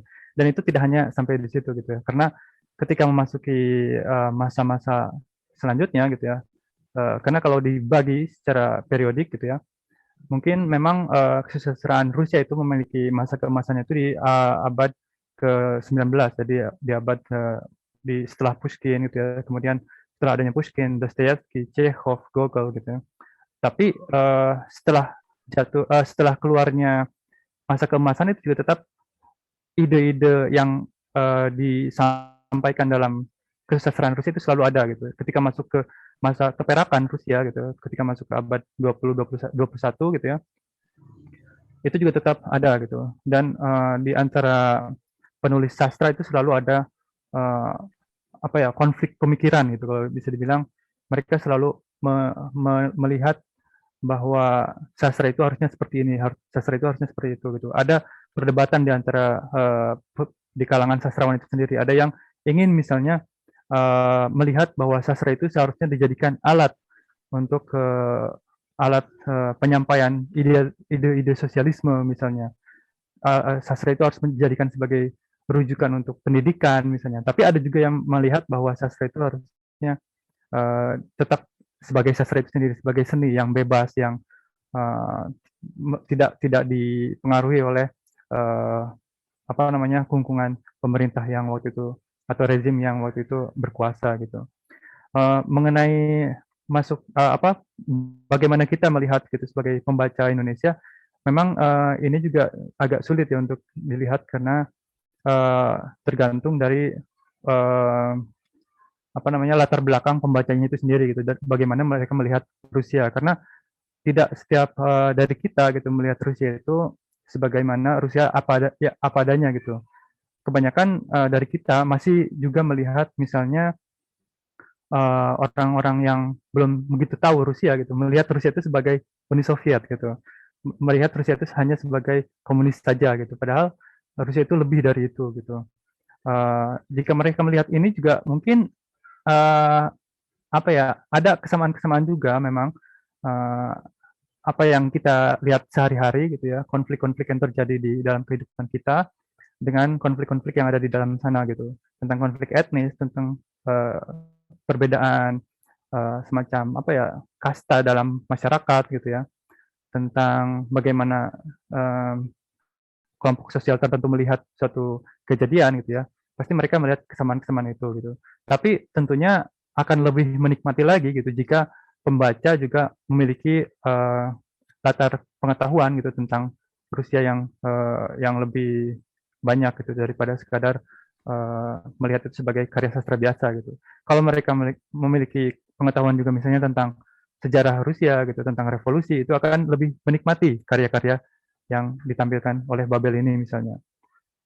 Bahkan jika memiliki pengetahuan bahasa Rusia juga ini bahkan bakal lebih baik lagi karena kenapa? Karena misalnya ada hal-hal tertentu yang mungkin tidak bisa disampaikan dengan terjemahan saja gitu. Contohnya apa? Misalnya di sana ada tokoh bernama Benya Krik. Benya Krik. Mengapa dinamakan Benya gitu? Padahal itu sebenarnya namanya ya Benyamin gitu ya. Benjamin itu nama lengkapnya itu. Tapi ada penamaan pendek gitu kalau dalam budaya Rusia. Ada misalnya Vladimir Volodya atau Vova gitu. Kalau Benjamin Benya. Dan di sastra Rusia itu juga selalu ada masukan-masukan apa ya, simbol gitu, seperti kata tadi disebutkan ya, bahwa ada simbol-simbol tertentu yang dimasukkan gitu, termasuk juga dalam penamaan tokoh gitu ya. Kalau dalam di cerita dari Odessa ini ada misalnya yang Benya Krik tadi ya, nama Krik itu sebenarnya dalam bahasa Rusia artinya teriakan gitu, dan itu sangat cocok untuk menggambarkan Benya yang brutal, yang memimpin mafia gitu, gangster ya. Jadi ini yang tidak didapatkan oleh pembaca secara umum mungkin gitu ya. Kalau dari pandangan saya gitu. Jadi hal-hal kocak yang semacam ini mungkin tidak bisa dinikmati gitu jika tidak tahu artinya. Atau hal-hal yang apa ya namanya, yang eh, lebih serius juga kadang dimasukkan juga ke dalam nama-nama seperti itu. Misalnya di Kejahatan dan Hukuman karya Dostoyevsky, di sana ada tokoh Raskolnikov ya. Raskolnikov itu dari kata Raskolnik. Raskol itu artinya perpecahan gereja sebenarnya yang pernah terjadi gitu di zaman Kekaisaran Rusia ya. Karena mereka memiliki pandangan untuk mereformasi, tapi kaum Raskol ini mereka tidak setuju dengan reformasi gereja Ortodoks yang dibuat gitu. Nah, kalau kita lihat juga tokoh Raskolnikov ini juga selalu memiliki konflik tersendiri gitu ya di dalam kehidupannya dengan keluarganya gitu, dengan orang sekitarnya gitu. Dan ini yang simbol-simbol ini juga yang mungkin tidak diterima secara mudah gitu oleh pembaca kita gitu. Mungkin itu yang bisa saya sampaikan di sini. Oh ini apa Yoda soal nama ya.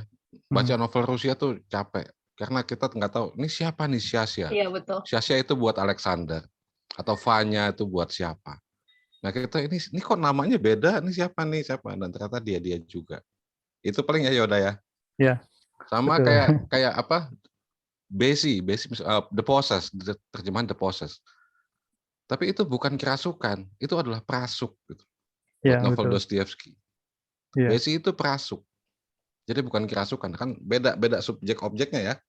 Jadi ini apa nih? Gimana kita bisa kemudian menemukan taste-nya dalam novel terjemahan itu juga. Ya untung Yoda menerjemahkan baik sekali kalau buat saya sih. Itu sih Mbak Dewi tambahan nih. Yoda keren. Iya, soal nama itu gara-gara dulu sempat pusing, terus saya lihat kan itu maksudnya dari kekaisaran apa itu kayak terlalu banyak nama yang sama, tinggal ganti nomor aja.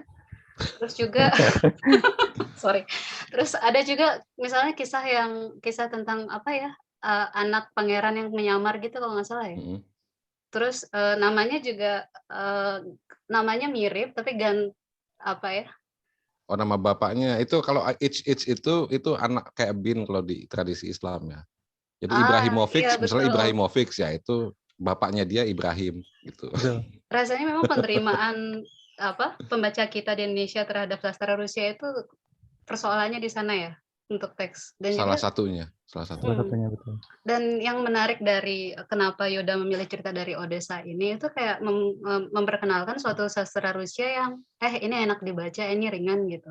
Bayangkan kalau misalnya kita mesti baca Leo Tolstoy, War and Peace, atau Brothers Karamazov itu cukup tebal dan dengan begitu banyak konflik aristokrasi yang terjadi kita nggak tahu sejarah Rusia Tsar itu seperti apa, itu cukup merepotkan memang, betul. Saya sepakat soal itu.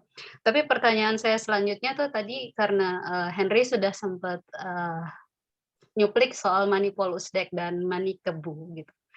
Kalau kita bicara tentang sastra Indonesia, kenapa ada Manikebu, Lekra, pertentangan seni untuk seni, seni untuk rakyat, dan lain sebagainya. Itu kan kita melihat bagaimana juga intelektual itu berjalin dengan para tokoh politik ya. Katakan Syahrir dekat sama Khairil Anwar, terus Khairil Anwar buat surat kepercayaan gelanggang, terus kemudian berlanjut ke Manikebu gitu. Kalau di Rusia sendiri, saya sebagai orang yang tidak tahu konteksnya bagaimana keterjalinan antara para sastrawan dengan bagaimana mereka baca politik mereka, bagaimana mereka hidup dalam dunia politik itu, mungkin itu pertama saya ingin tahu lebih dalam gitu. Soal tadi kan udah juga dijelasin bagaimana Babel ini kenal sama Gorky gitu. Tapi semacam kubu-kubuannya begitu untuk kubu seni untuk seni dan seni untuk rakyat itu apakah ada spesifik di sana? Terus kemudian kita adopsi di sini. Lalu apakah mereka punya semacam pandangan revolusi kebudayaan seperti di Cina karena mengingat bahwa tahun segitu itu mereka sedang lagi menggait Indonesia gitu, apakah lebih ke kubu Peking, apakah ke kubu Rusia gitu, apakah ada semacam alternatif dari revolusi kebudayaan yang mereka punya, sebagai bayangan aja. Terus yang ketiga, karena tadi bicara soal, tulisan-tulisan di Rusia itu nggak melulu soal, maksudnya nggak cinta-cintaan begitu, tapi lebih ke kebangsaan dan lain sebagainya.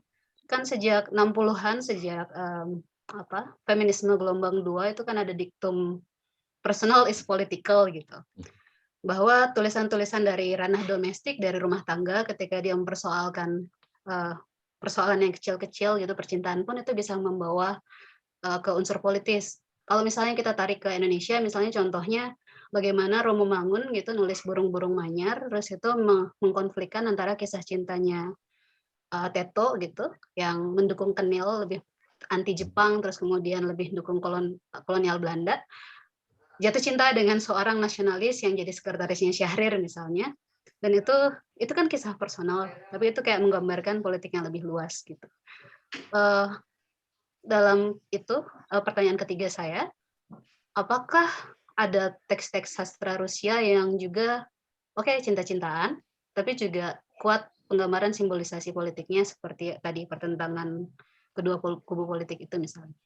Sebelum ke pertanyaan dari para penanya di sini, mungkin itu dulu.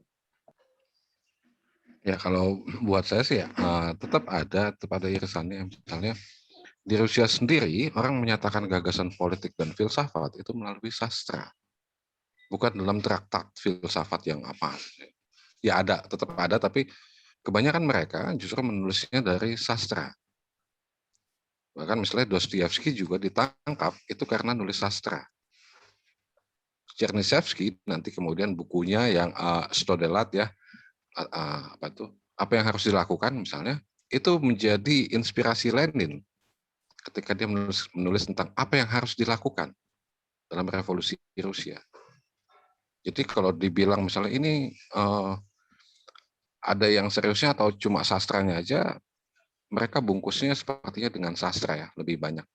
Tokoh-tokoh itu menulis sastra, lebih banyak menulis sastra dibandingkan dengan menulis traktat filsafat atau politik. Gitu. Walaupun ada juga. Terus apakah kisah domestik itu ada? Ya ada, pasti ada. Misalnya Apa? Purfolk ya, Purfolk Dostoyevsky itu orang yang malang. No, itu tentang kisah cinta, Ya, itu surat-suratan. novel pertamanya dia ya, Itu Orang-orang Malang. surat-suratan. Iya, kami menerjemahkan di penerbit Waka. Oh ya? Oh. Jadi itu juga tentang balas-balasan surat cinta ya, tapi ada satu quote yang saya suka gitu. Apa itu keutamaan kalau nggak ada satu pun yang kamu makan? Nah, itu asik. Kan biasa kita gitu ya, ngomong, wah ini, oh kami itu intelektual, kami itu bermartabat. Bacotnya doang gitu, kalau bahasa ininya ya bacot doang, lu makan apa sih? Gitu. Ya itu tapi keren banget. Itu anak STF tuh Berto ya, ngomongnya sastra filsafat, tapi kantongnya proletar.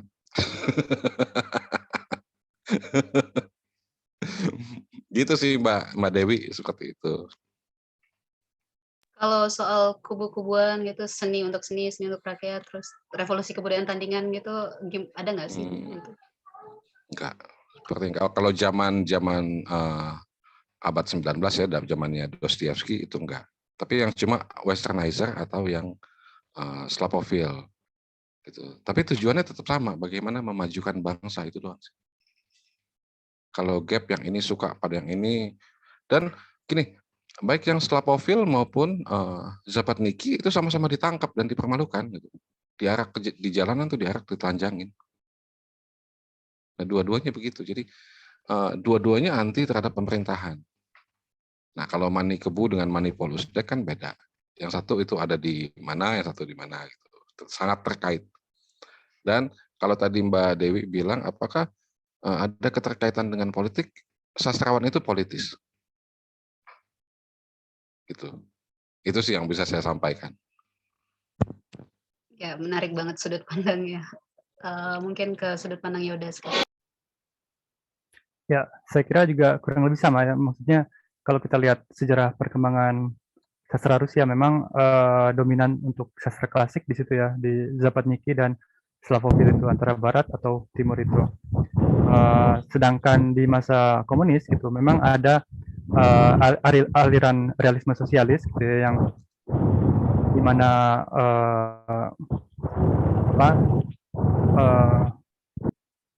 beberapa golongan penulis Rusia itu seperti terbagi dua juga gitu. Ada yang mereka ingin cari aman gitu sehingga menuliskan karya-karya itu sesuai dengan apa yang diharapkan oleh pemerintah gitu, untuk seakan-akan sebagai perpanjang tanganan dari pemerintah itu sendiri dalam memperluas realisme sosialis gitu, agar sosialisme dapat diterima di banyak tempat gitu.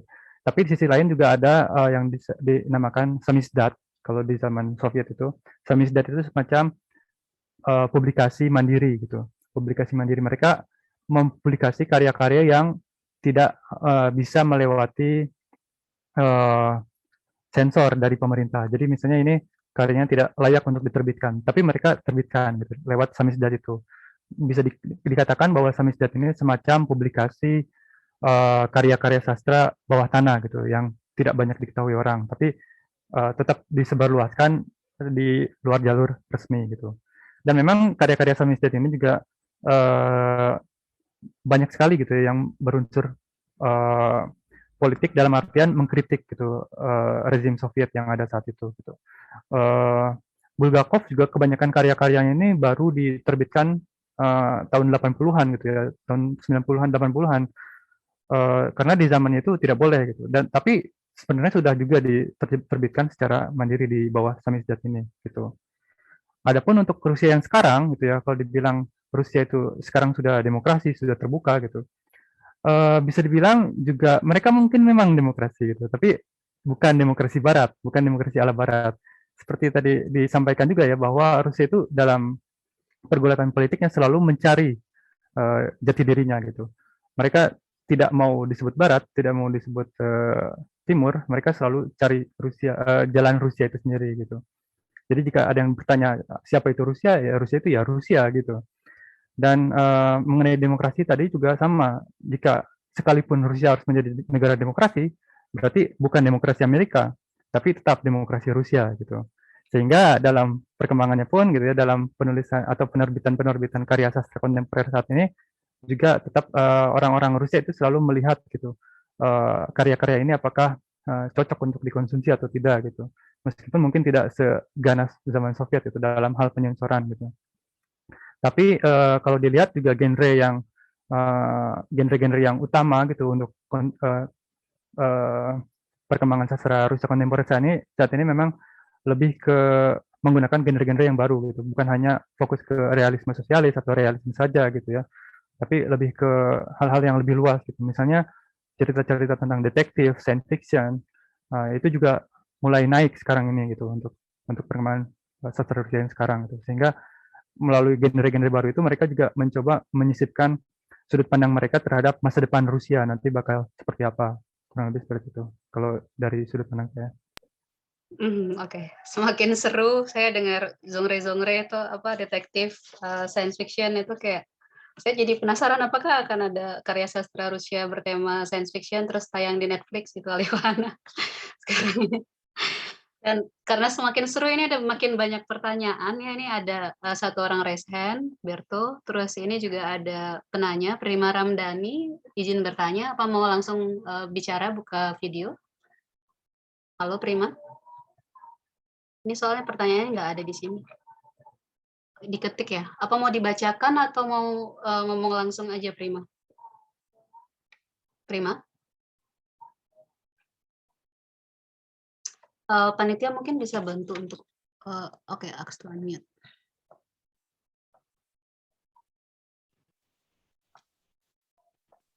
Atau mungkin nunggu Prima, gue dulu kali, Michelle. Oh ya udah, boleh Berto duluan. Ya, mungkin pertama ini, tadi kan ini kan gue juga belum baca nih, baru sampai juga dari Posanta 2 hari lalu kayaknya baru sampai.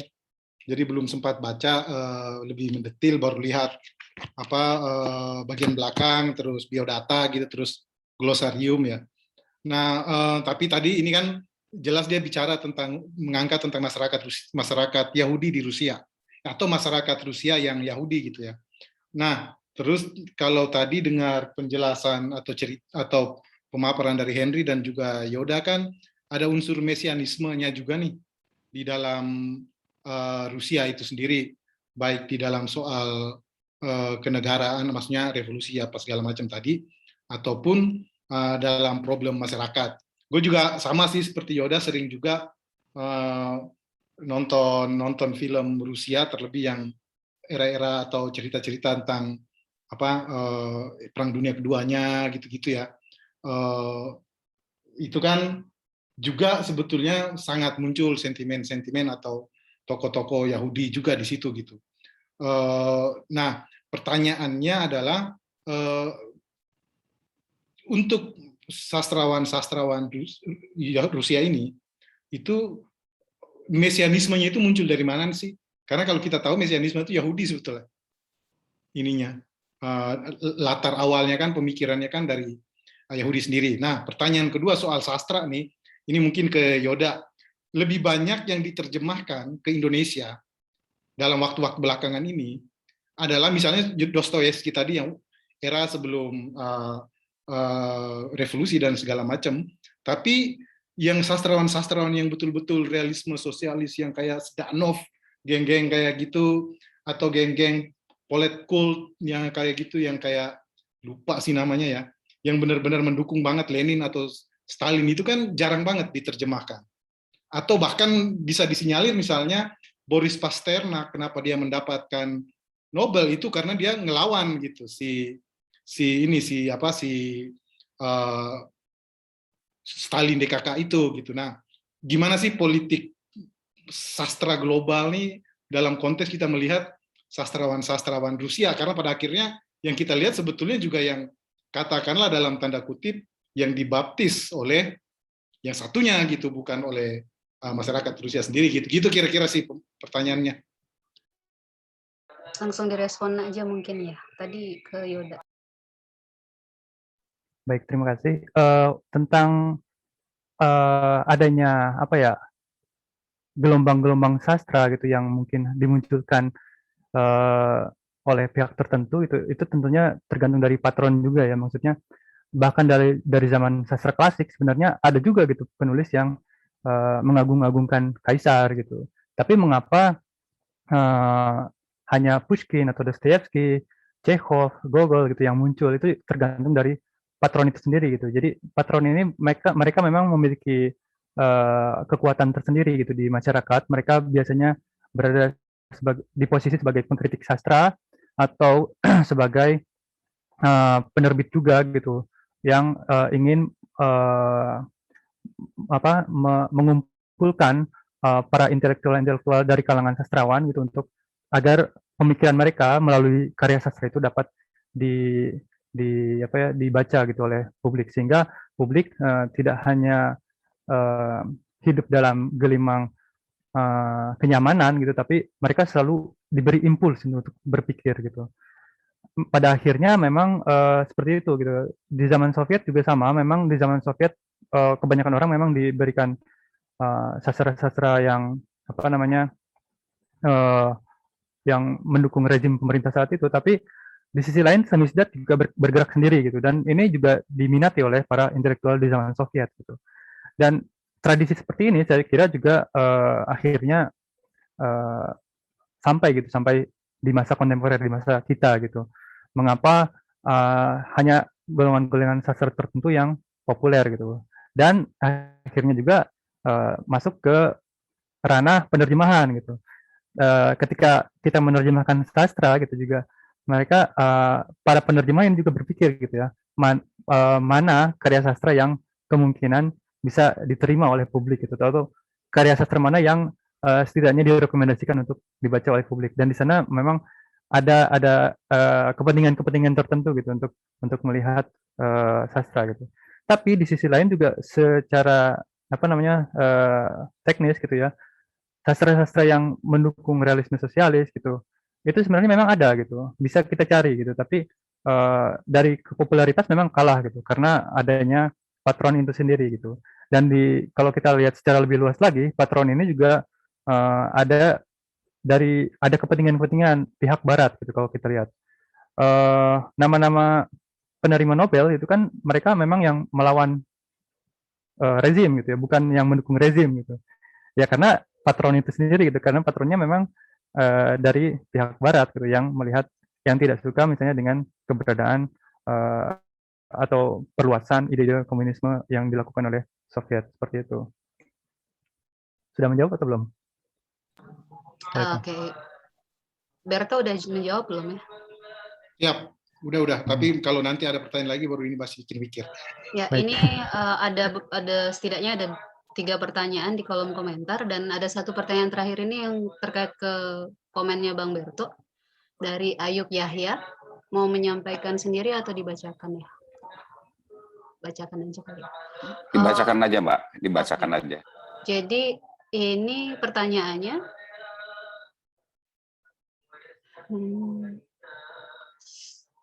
Konsep atau pengharapan mesianisme apa bukan setiap bangsa, terutama bangsa-bangsa yang tertekan punya? Apa bukan setiap bangsa itu punya konsep pengharapan itu? Hanya mungkin sosok dan konsepnya beda. Jawa misalnya ada Satria Piningit. Mungkin pertanyaannya, bagaimana konsep mesianis di Rusia? Dan apa persamaan dan perbedaan dengan mesianis yang lain di tempat-tempat lain? Ini spesifik ke Bang Henry.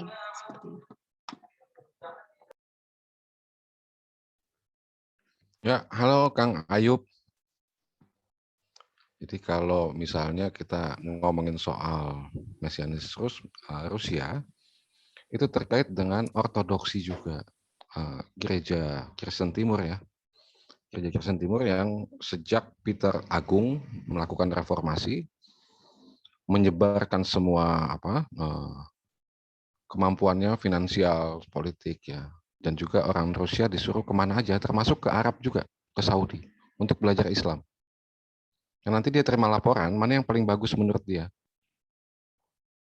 ya, agama apa gitu, atau teknik yang mana nih gitu. Dia coba kumpulkan lalu dia pilih. Nah kebetulan yang dipilih adalah agama Kristen. Tapi Kristennya bukan Kristen Katolik Roma, tapi Kristen Konstantinopel. Makanya nanti ada sentimen pribadi juga, bukan pribadi, sentimen kebangsaan terhadap misalnya Katolik Roma. Kalau di Dostoyevsky, di Grand Inquisitor misalnya, dikatakan juga bahwa Roma itu yaitu antikris adalah Roma. Yesus yang baik ada di pihak kami. Gitu. Nah, dari situ kita bisa lihat bahwa nanti ada perpecahan juga ya. Pak Ayub mungkin lebih tahu juga tentang skisma. Nanti di gereja timur disebutnya misalnya ada teosis, bahwa manusia itu menuhan, bisa menuhan. Yesus teosis itu. Sementara di barat lebih dekat dengan tradisi kenosis, Tuhan yang mengosongkan dirinya kemudian menjadi manusia. Di Rusia terbalik, bahwa dia manusia dan kemudian menjadi Tuhan. Ya, tapi itu konteks spiritual. Nah, Mesianisme di Rusia itu mereka menganggap, tadi juga di awal saya sebut bahwa ini adalah Roma ketiga. Setelah dua Roma, yaitu Roma yang di Italia jatuh pada sekularisme, yang kedua adalah Bizantium atau Konstantinopel yang jatuh pada kerajaan Ottoman. Artinya ya kerajaan Tuhan kalah lah mungkin menurut mereka begitu.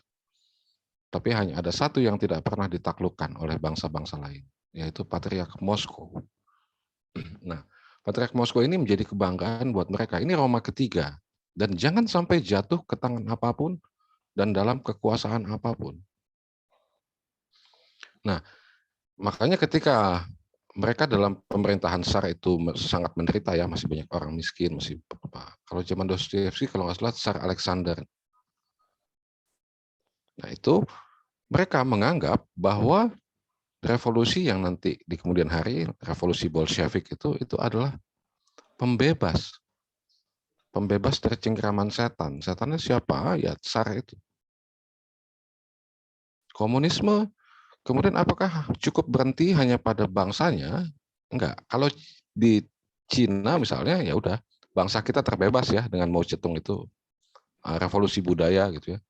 Rusia enggak, mereka punya misi, dan ini misinya sangat spiritual sebetulnya. Menyelamatkan bangsa-bangsa. Dari apa? Dari sang iblis kapitalis. Nah itu kan lucu juga. Gitu. Jadi bahwa ini ada nuansa politik, ada nuansa religius dalam politik Rusia, terutama di masa awal Uni Soviet ya, terutama di Uni Soviet. Dan Mesianisme bukan cuma menjadi misalnya Pak Ayub tadi nanya apakah seperti Satria Paningit. Kalau Paningit kan lebih ke bangsa kita aja gitu ya. Kalau mereka itu harus mewujudkan kepada keselamatan bangsa-bangsa lain. Karena bangsa-bangsa lain akan menjadi bersaudara di tengah melalui sosialisme kita gitu.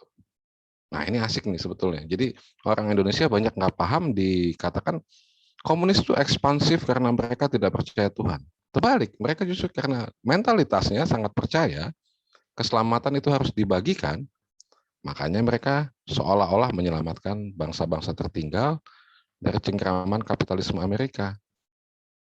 Gitu sih, asiknya tuh di situ Mbak Dewi dan Kang Ayub, di situ yang bisa saya jelaskan.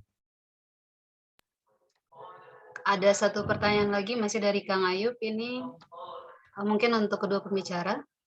Rusia itu terkenal karya-karya sastranya hebat zaman dahulu, ada Tolstoy, Dostoyevsky, Pasternak, Gogol, Gorky, dan sebagainya.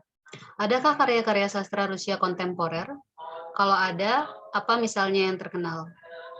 Atau jangan-jangan seperti para pendahulunya baru muncul berpuluh tahun kemudian di kita ya? Mau Yoda aja, itu sih Yoda yang baru pulang dari sana. Saya kan udah dari tahun kapan. Satu tambahan lagi deh terkait ini. Sebenarnya pertanyaan iseng aja ya. Dari sederetan nama Rusia yang dari tadi ku dengar juga itu semuanya penulisnya dominasinya laki-laki gitu. Mungkin juga Yoda bisa memberikan bagaimana kecenderungan sastra kontemporer Rusia yang nama-nama perempuan mungkin. Terima kasih. Ya, baik. Mungkin dari pertanyaan pertama dulu ya, bahwa apakah ada nama-nama penulis Rusia gitu kontemporer? Tentunya ada gitu, tapi untuk penerjemahan mungkin di Indonesia saat ini dari pengalaman saya sendiri masih sangat jarang gitu ya penerjemahan. Bahkan karya-karya Soviet itu sendiri masih sedikit gitu ya, seperti Babel ini atau Gorky misalnya, baru nama-nama segelintir nama gitu, masih kalah dengan sastra-sastra klasik gitu ya, yang diterjemahkan, yang sampai sekarang ini terus masif gitu ya diterjemahkan.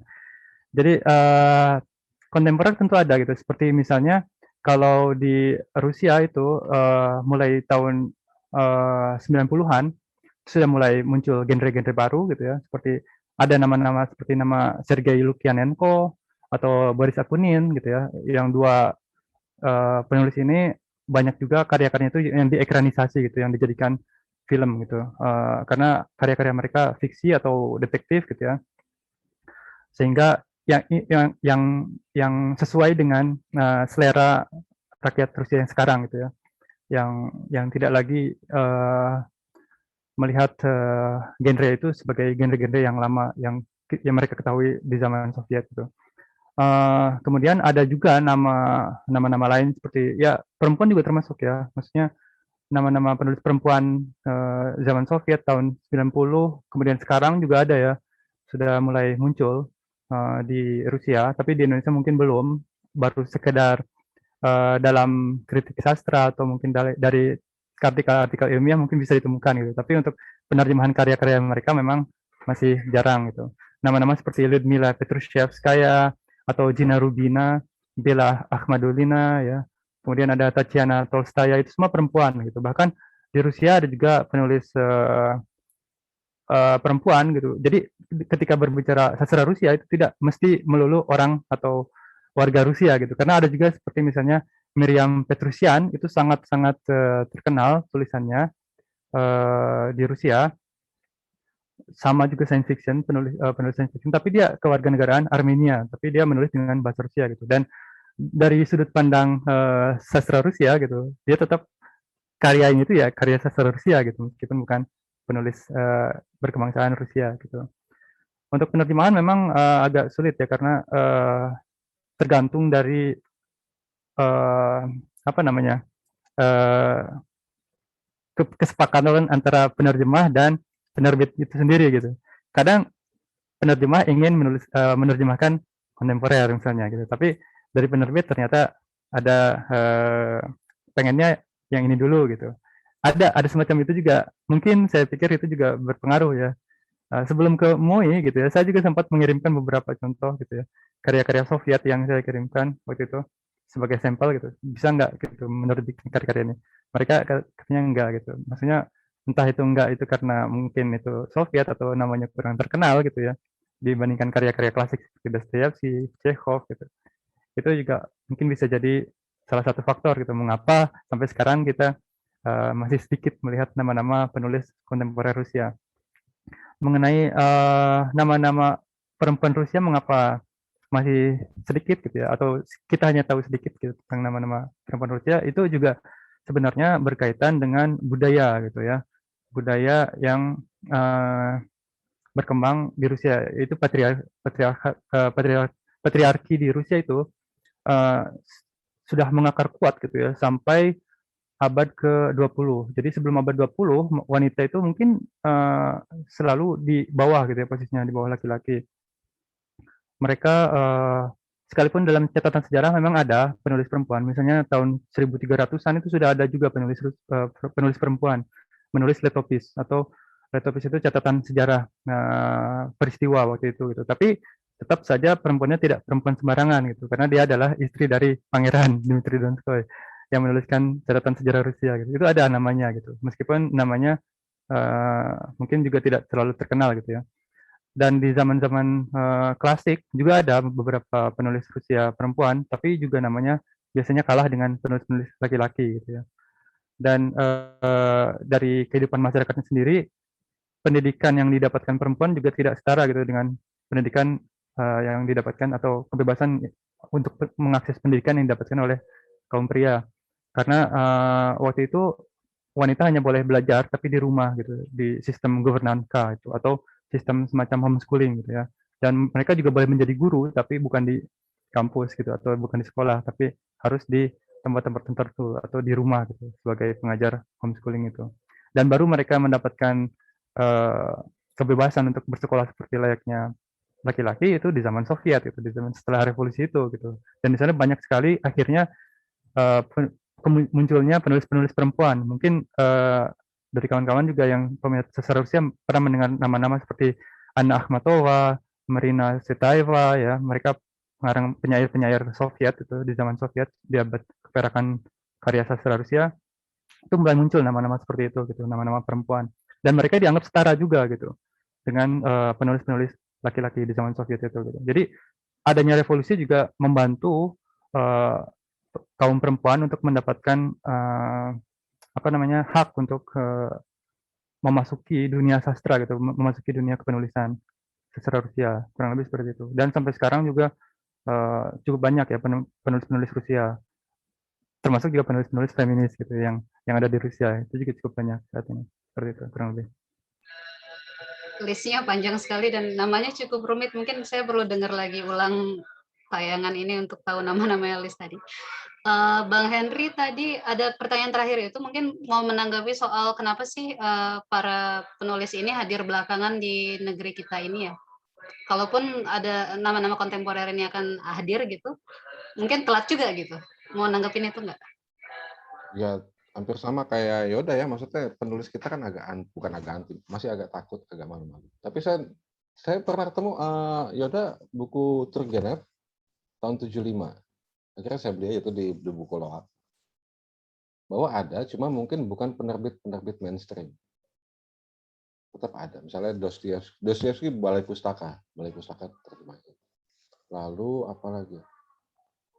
Ya, setelah itu hilang tahun 60-an, tahun 70-an ke 75 ke atas itu mulai lagi. Tapi bukan penerbit mainstream, mereka masih takut juga. Jadi sebenarnya karena pengaruh rezim kali ya Bang? Makanya kita telat dapat pemikiran Rusia ini. Iya, dan juga soal kemudian kita nggak membuka semuanya. Makanya ketika mau nerjemahin yang saat ini gitu ya, yang nggak dikenal, ya karena kita juga kan nggak terbuka. Gitu. Kita lebih ingat, oh ya dulu ada Dostoyevsky, ada Chekhov gitu ya. Yang kita kenal yang dulu-dulu, padahal itu masanya kan udah lewat gitu. Termasuk saya juga, saya masanya udah lewat juga. Ya, menarik Sorry, sekali. Michelle, Iya. satu tipis. Kalau pemikiran Rusia apalagi kan, gimana ke Henry? Iya Kan tuh. ke sastrawan, pemikirnya gimana? Iya, sastrawan kan telat banget nih. Kalau pemikiran Rusia kita pemikirnya gimana? Kalau pemikiran Rusia tentang kontekstual ya, karena kemudian mereka menggali eksistensi manusia. Mereka kemudian di eksistensialisme kan dipakai sama Sartre ya. Walaupun salah. Yang dia kutip misalnya, jika tidak ada Tuhan maka semuanya diperbolehkan. Maka dia bilang itu Dostoyevsky. Bukan, itu di novel Dostoyevsky iya. Tapi itu bukan ide Dostoyevsky, karena ide Dostoyevsky adalah cinta kasih. Nah, ini yang kemudian orang Indonesia kemudian yang baca Sartre, oh ya Dostoyevsky itu anarkistik apa segala macam. Nah, salah. Misalnya kemudian juga soal soal misalnya Tuhan ya, dia di sini Dostoyevsky mengutip Feuerbach gitu. Tuhan adalah hasil dari gambaran manusia. Begitu juga dengan iblis. Itu di Brothers Karamazov ya. Di Karamazov bersaudara dia nulis kayak gitu. Oh ya, iblis juga gambaran, tapi bedanya iblis adalah gambaran tentang ketamakan manusia. Sementara Tuhan adalah gambaran tentang kemuliaan manusia. Ya, tapi dua-duanya sama, dua-duanya adalah gambaran. Tapi apakah kemudian Dostoyevsky adalah ateistik? Enggak. Itu adalah ketika dia menyinggung soal kaum-kaum Zapatniki, kaum materialisme. Dianya tetap Slavofil sampai mati. Gitu sih. Dan buat saya itu menarik ya, karena kemudian ada pergumulan. Babel juga gitu. Jadi Dostoyevsky kan juga hendak dihukum mati tadinya, dan dia melihat saat detik-detik dia mau dieksekusi, dia melihat salib menyala. Ada cahaya dalam salib, dan ya dia mungkin nggak karena detak jantungnya udah keganggu atau apa, dia kan sejak saat itu dia epilepsi. Tapi ada yang romantik juga di Babel ketika mau dieksekusi. Tunggu, saya selesaikan dulu karya saya. Nah itu asik. Ya, jadi agak sedikit romantik gitu, buat menghadapi kematian tuh romantis banget. Itu buat saya tuh menarik gitu. Dan kalau kita baca novel-novel Rusia gitu ya, Itu nyentuh banget sih, nyentuh banget kalau kita adalah tipe orang yang berpikir, nyentuh banget karena kemudian ego kita pun seolah-olah dibawa kemana-mana, diajak kemana-mana. Nah, Nietzsche misalnya pernah bilang bahwa lewat Dostoyevsky lah saya belajar tentang psikologi. Bukan dari buku psikologi, justru dari Dostoyevsky. Bagaimana kemudian kalau nggak salah dia baca Kejahatan dan Hukuman ya. Dan di situ dia bisa melihat bahwa orang yang bersalah itu bukan cuma dihukum oleh negara, tapi dia akan dihukum oleh hatinya sendiri. Nah, itu keren. Itu paling nggak buat saya masih relevan ya, terutama misalnya saya karena saya studi filsafat, saya pikir itu relevan banget dan tetap bisa digali dari segi eksistensial, lalu dari segi politik Indonesia, bahwa menggagas soal keindonesiaan itu nggak boleh pernah habis, harus selalu diikutin, di-update, harus selalu di-update, karena zaman kan terus berganti. Dan kalau kita tetap ngikutin Indonesia di tahun 45 ya udah ketinggalan, zamannya udah berubah. Oke, gitu aja Mbak Dewi. Makasih untuk Yoda dan Bang Henry. Ini langsung ada satu yang resen, Rawanda mungkin bisa bicara langsung. Silakan. Ya, terima kasih. Ini menarik ya. Saya saya nggak terlalu menguasai sih soal Rusia, tetapi ada tadi yang disampaikan Henry terkait soal spiritualitas di Rusia yang mungkin tidak banyak kita kenal ya. Tetapi menarik bahwa Rusia itu sangat spiritual menurut Henry. Dan dia tuh konsepnya menuhan, manusia menjadi Tuhan gitu kan, bukan Tuhan menjadi manusia. Itu menarik sekali menurut saya. Nah, apakah spiritualitas Rusia itu bisa diwakilkan pada seorang Gurdjieff ya? Gurdjieff itu kan sangat terkenal di Eropa pada saat Perang Dunia Kedua, justru pengikutnya itu ada di seluruh dunia. Dan saya tahu Gurdjieff karena saya ketemu orang-orang yang dulu pengikut Gurdjieff. Dan menarik juga, agak mirip-mirip gitu, karena dia bilang bahwa manusia itu sedang hidup dalam ketidaksadaran. Dan konsep pembebasannya adalah membongkar ketidaksadaran itu. Kondisi tertidurnya, sleepwalker ya, kira-kira gitulah ya. Dan dia menjadi bebas. Nah, apakah pertanyaan saya sebenarnya sederhana, apakah konsep spiritual Rusia itu bisa diwakili oleh apa yang disebarluaskan oleh Gurdjieff ya? Itu sampai ke Indonesia juga sih sebenarnya. Itu pertanyaan pertama. Karena saya nggak banyak tahu spirit yang dalam pemahaman saya ya Rusia ya komunis ya. Kira-kira itu yang karena ruang publik kita diisi oleh buku-buku komunis tentang itu kan, Stalin, Lenin gitu ya. Jadi kita nggak banyak tahu. Dan menarik bahwa dia sangat spiritual ternyata.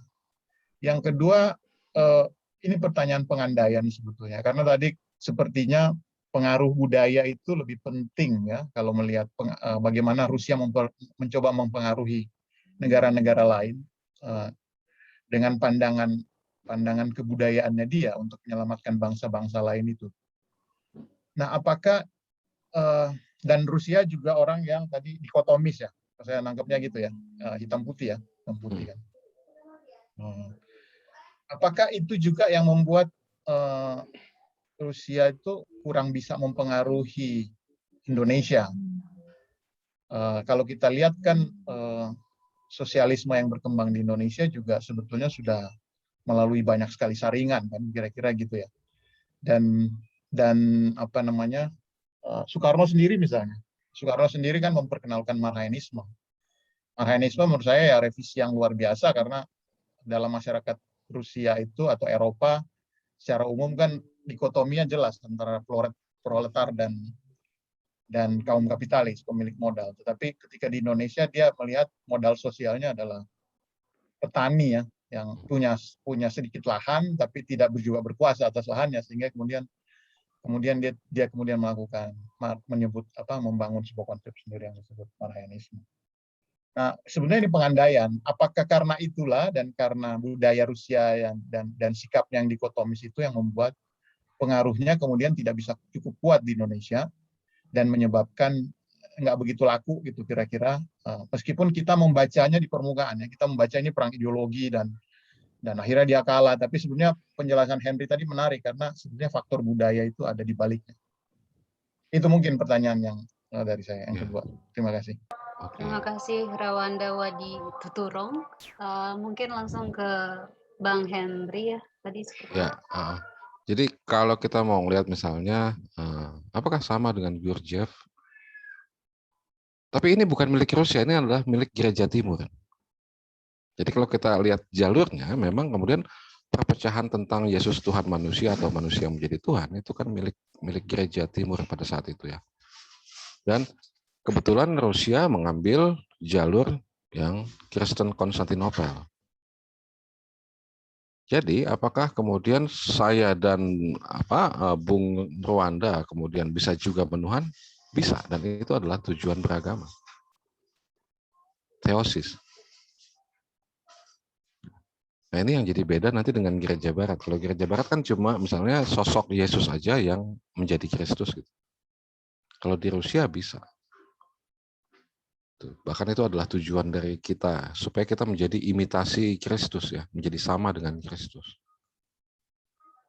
Gitu. Lalu yang kedua, apakah soal budaya ikut mempengaruhi? Nggak bisa ke sini gitu ya. Nah ini juga lucu juga bahwa sosialisme di Rusia itu sebetulnya adalah sosialisme Kristen. Lalu Marxisme masuk untuk membaptis saja. Kelas proletar tidak ada di Rusia, jadi hanya petani dan bangsawan, lalu raja. Kelas pekerja bank, pekerja kantoran itu nggak ada. Pada masa itu ya, pada masa itu nggak ada. Jadi sebetulnya ketika Lenin mendeklarasikan revolusi, itu adalah loncatan dari diktum Marxisme. Karena harusnya ada kelas menengah dulu kan. Nah di sana nggak ada. Lalu ya ketika mau menyebarkan ke Indonesia, nah ini jadi pertanyaan, apakah Marxisme yang disebarkan di Indonesia, apakah murni dari Rusia? Mengingat tokoh-tokoh kita justru banyak belajarnya di Belanda ya, di Eropa. Nah itu aja sih, Bung Rwanda, itu juga menjadi pertanyaan menarik juga buat saya. Kenapa nggak bisa? Gitu. Soal totalitas Rusia itu kenapa nggak bisa masuk ke Indonesia? Ya, terima kasih Mbak Dewi. Oke, makasih Bang Henry. Ini ada pertanyaan benar-benar terakhir sepertinya ya dari penanggap kepada pembicara. Pertanyaannya ini dari Prima Ramdhani mengenai jumlah cerpen di cerita dari Odessa, apakah versi aslinya berjumlah 15 cerpen juga? Apabila versi Indonesia ini ditambahkan beberapa cerpen, apa pertimbangannya? Terus masih lanjut satu pertanyaan yang masih terkait ke Yoda dari Berto Tukan. Kenapa nggak diterbitin sendiri sama Jiwa Rusia? Sepertinya, ya memang kan sepertinya Yoda juga punya impian bikin pusat studi sastra kebudayaan Rusia kan, mungkin bisa dijawab saya. Ya, terima kasih. Mengenai tulisan Babel ya di bukunya yang berjudul Ajeski Raskaze atau cerita dari Odessa itu, memang kalau di teks aslinya memang kalau tidak salah ada 8 saja gitu, tapi ketika saya juga melakukan korespondensi dengan Pak Eka selaku dari pihak penerbit gitu ya, untuk standar penerbitan di sana ternyata lebih dari itu gitu. Jadi saya mau tidak mau harus mencari beberapa karya gitu yang masih berkaitan juga dengan Odessa, dan memang kebetulan kebanyakan karya Babel itu berkaitan di sana dengan itu gitu ya. Jadi tidak terlalu sulit untuk saya mencarinya gitu ya. Dan akhirnya saya tambahkan gitu ke sana gitu. Karena masih ada sinkron gitu juga untuk cerita-cerita lainnya sebenarnya seperti itu. Jadi aslinya memang tidak segitu gitu. Pertimbangannya yaitu tentang standar penerbitan itu ya, jumlahnya gitu. Kalau terlalu sedikit mungkin tidak masuk ke standar itu gitu. Kemudian tentang mengapa tidak Jiwa Rusia yang menerbitkan gitu ya, ya mungkin jika jiwa Rusia sudah menjadi besar ya mengapa tidak gitu ya. Karena ini adalah proyek mandiri saya gitu, maksudnya proyek yang dulu itu sempat saya mengajak beberapa kawan gitu untuk apa ya namanya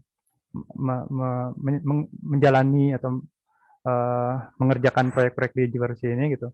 Jadi memang tujuan awalnya memang untuk jiwa Rusia ini memang berbentuk blog gitu, blog. Kemudian di sana ada informasi-informasi tentang bahasa dan kebudayaan Rusia, termasuk juga sastra gitu ya. Tapi untuk penerbitan memang belum belum terpikirkan mungkin ya, atau mungkin saya juga belum memiliki pengalaman gitu untuk penerbitan sendiri gitu, penerbitan mandiri gitu. Tapi tidak menutup kemungkinan gitu jika nanti jiwa Rusia mungkin menjadi besar gitu ya, tidak menutup kemungkinan untuk menerbitkan sendiri gitu. Apa yang saya inginkan untuk diterbitkan gitu ya, misalnya sastra kontemporer gitu yang sekarang masih sedikit didengar namanya atau karya-karyanya gitu ya, bisa juga diterbitkan nanti di Indonesia gitu. Kalau untuk fokus jiwa Rusia sendiri yang sekarang memang lebih ke bahasa gitu ya daripada sastra itu sendiri gitu. Jadi sastra sebagai pelengkap juga gitu. Cuman fokus sekarang itu memang untuk pengajaran bahasa gitu. Kalau proyek jiwa Rusia itu sendiri itu. Kurang lebih seperti itu. Terima kasih Yoda. Diskusi santai kita hari ini dari soal Dostoyevsky, lalu Babel juga, ke sejarah Rusia dan juga pemikirannya sangat memberikan perspektif lebih luas tentang seperti apa sih sastra Rusia itu dan keterjalinannya dengan entah itu teologi, politik, budaya, dan kaitannya dengan global gitu, negara-negara di dunia ini. Sebagai penutup mungkin saya ingin tahu ya,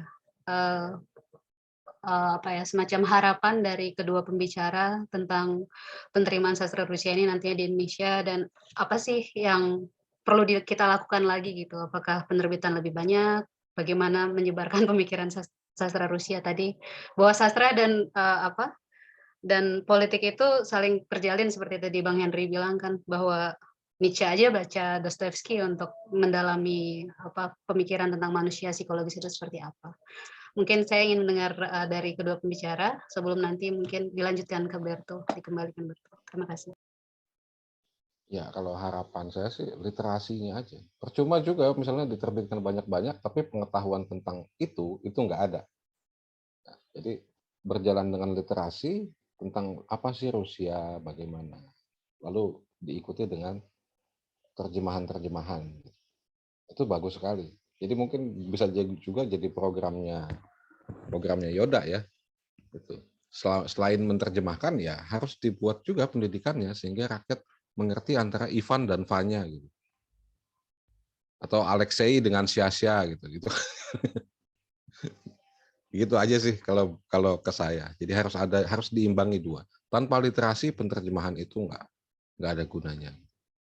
Makanya harus dibuka juga. Ya, makasih. Terima kasih Bang Henry. Oke, kalau dari saya mungkin melihat itu juga dari popularitas gitu. Jadi melihat minat masyarakat Indonesia terhadap Rusia, termasuk bahasa dan sastra Rusia belakangan ini memang naik gitu ya. Jadi harapan saya bisa terus naik, bisa terus meluas, dan semakin banyak ahli Rusia gitu, baik itu ahli bahasa, baik itu ahli sastra Rusia, kebudayaan Rusia gitu yang bermunculan di Indonesia gitu.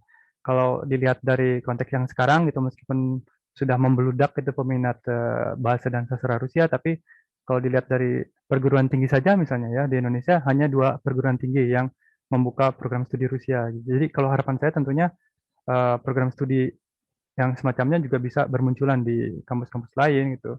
Atau bahkan mungkin di sekolah-sekolah juga diajarkan gitu tentang bahasa atau tentang sastra Rusia sebagai sastra dunia gitu ya.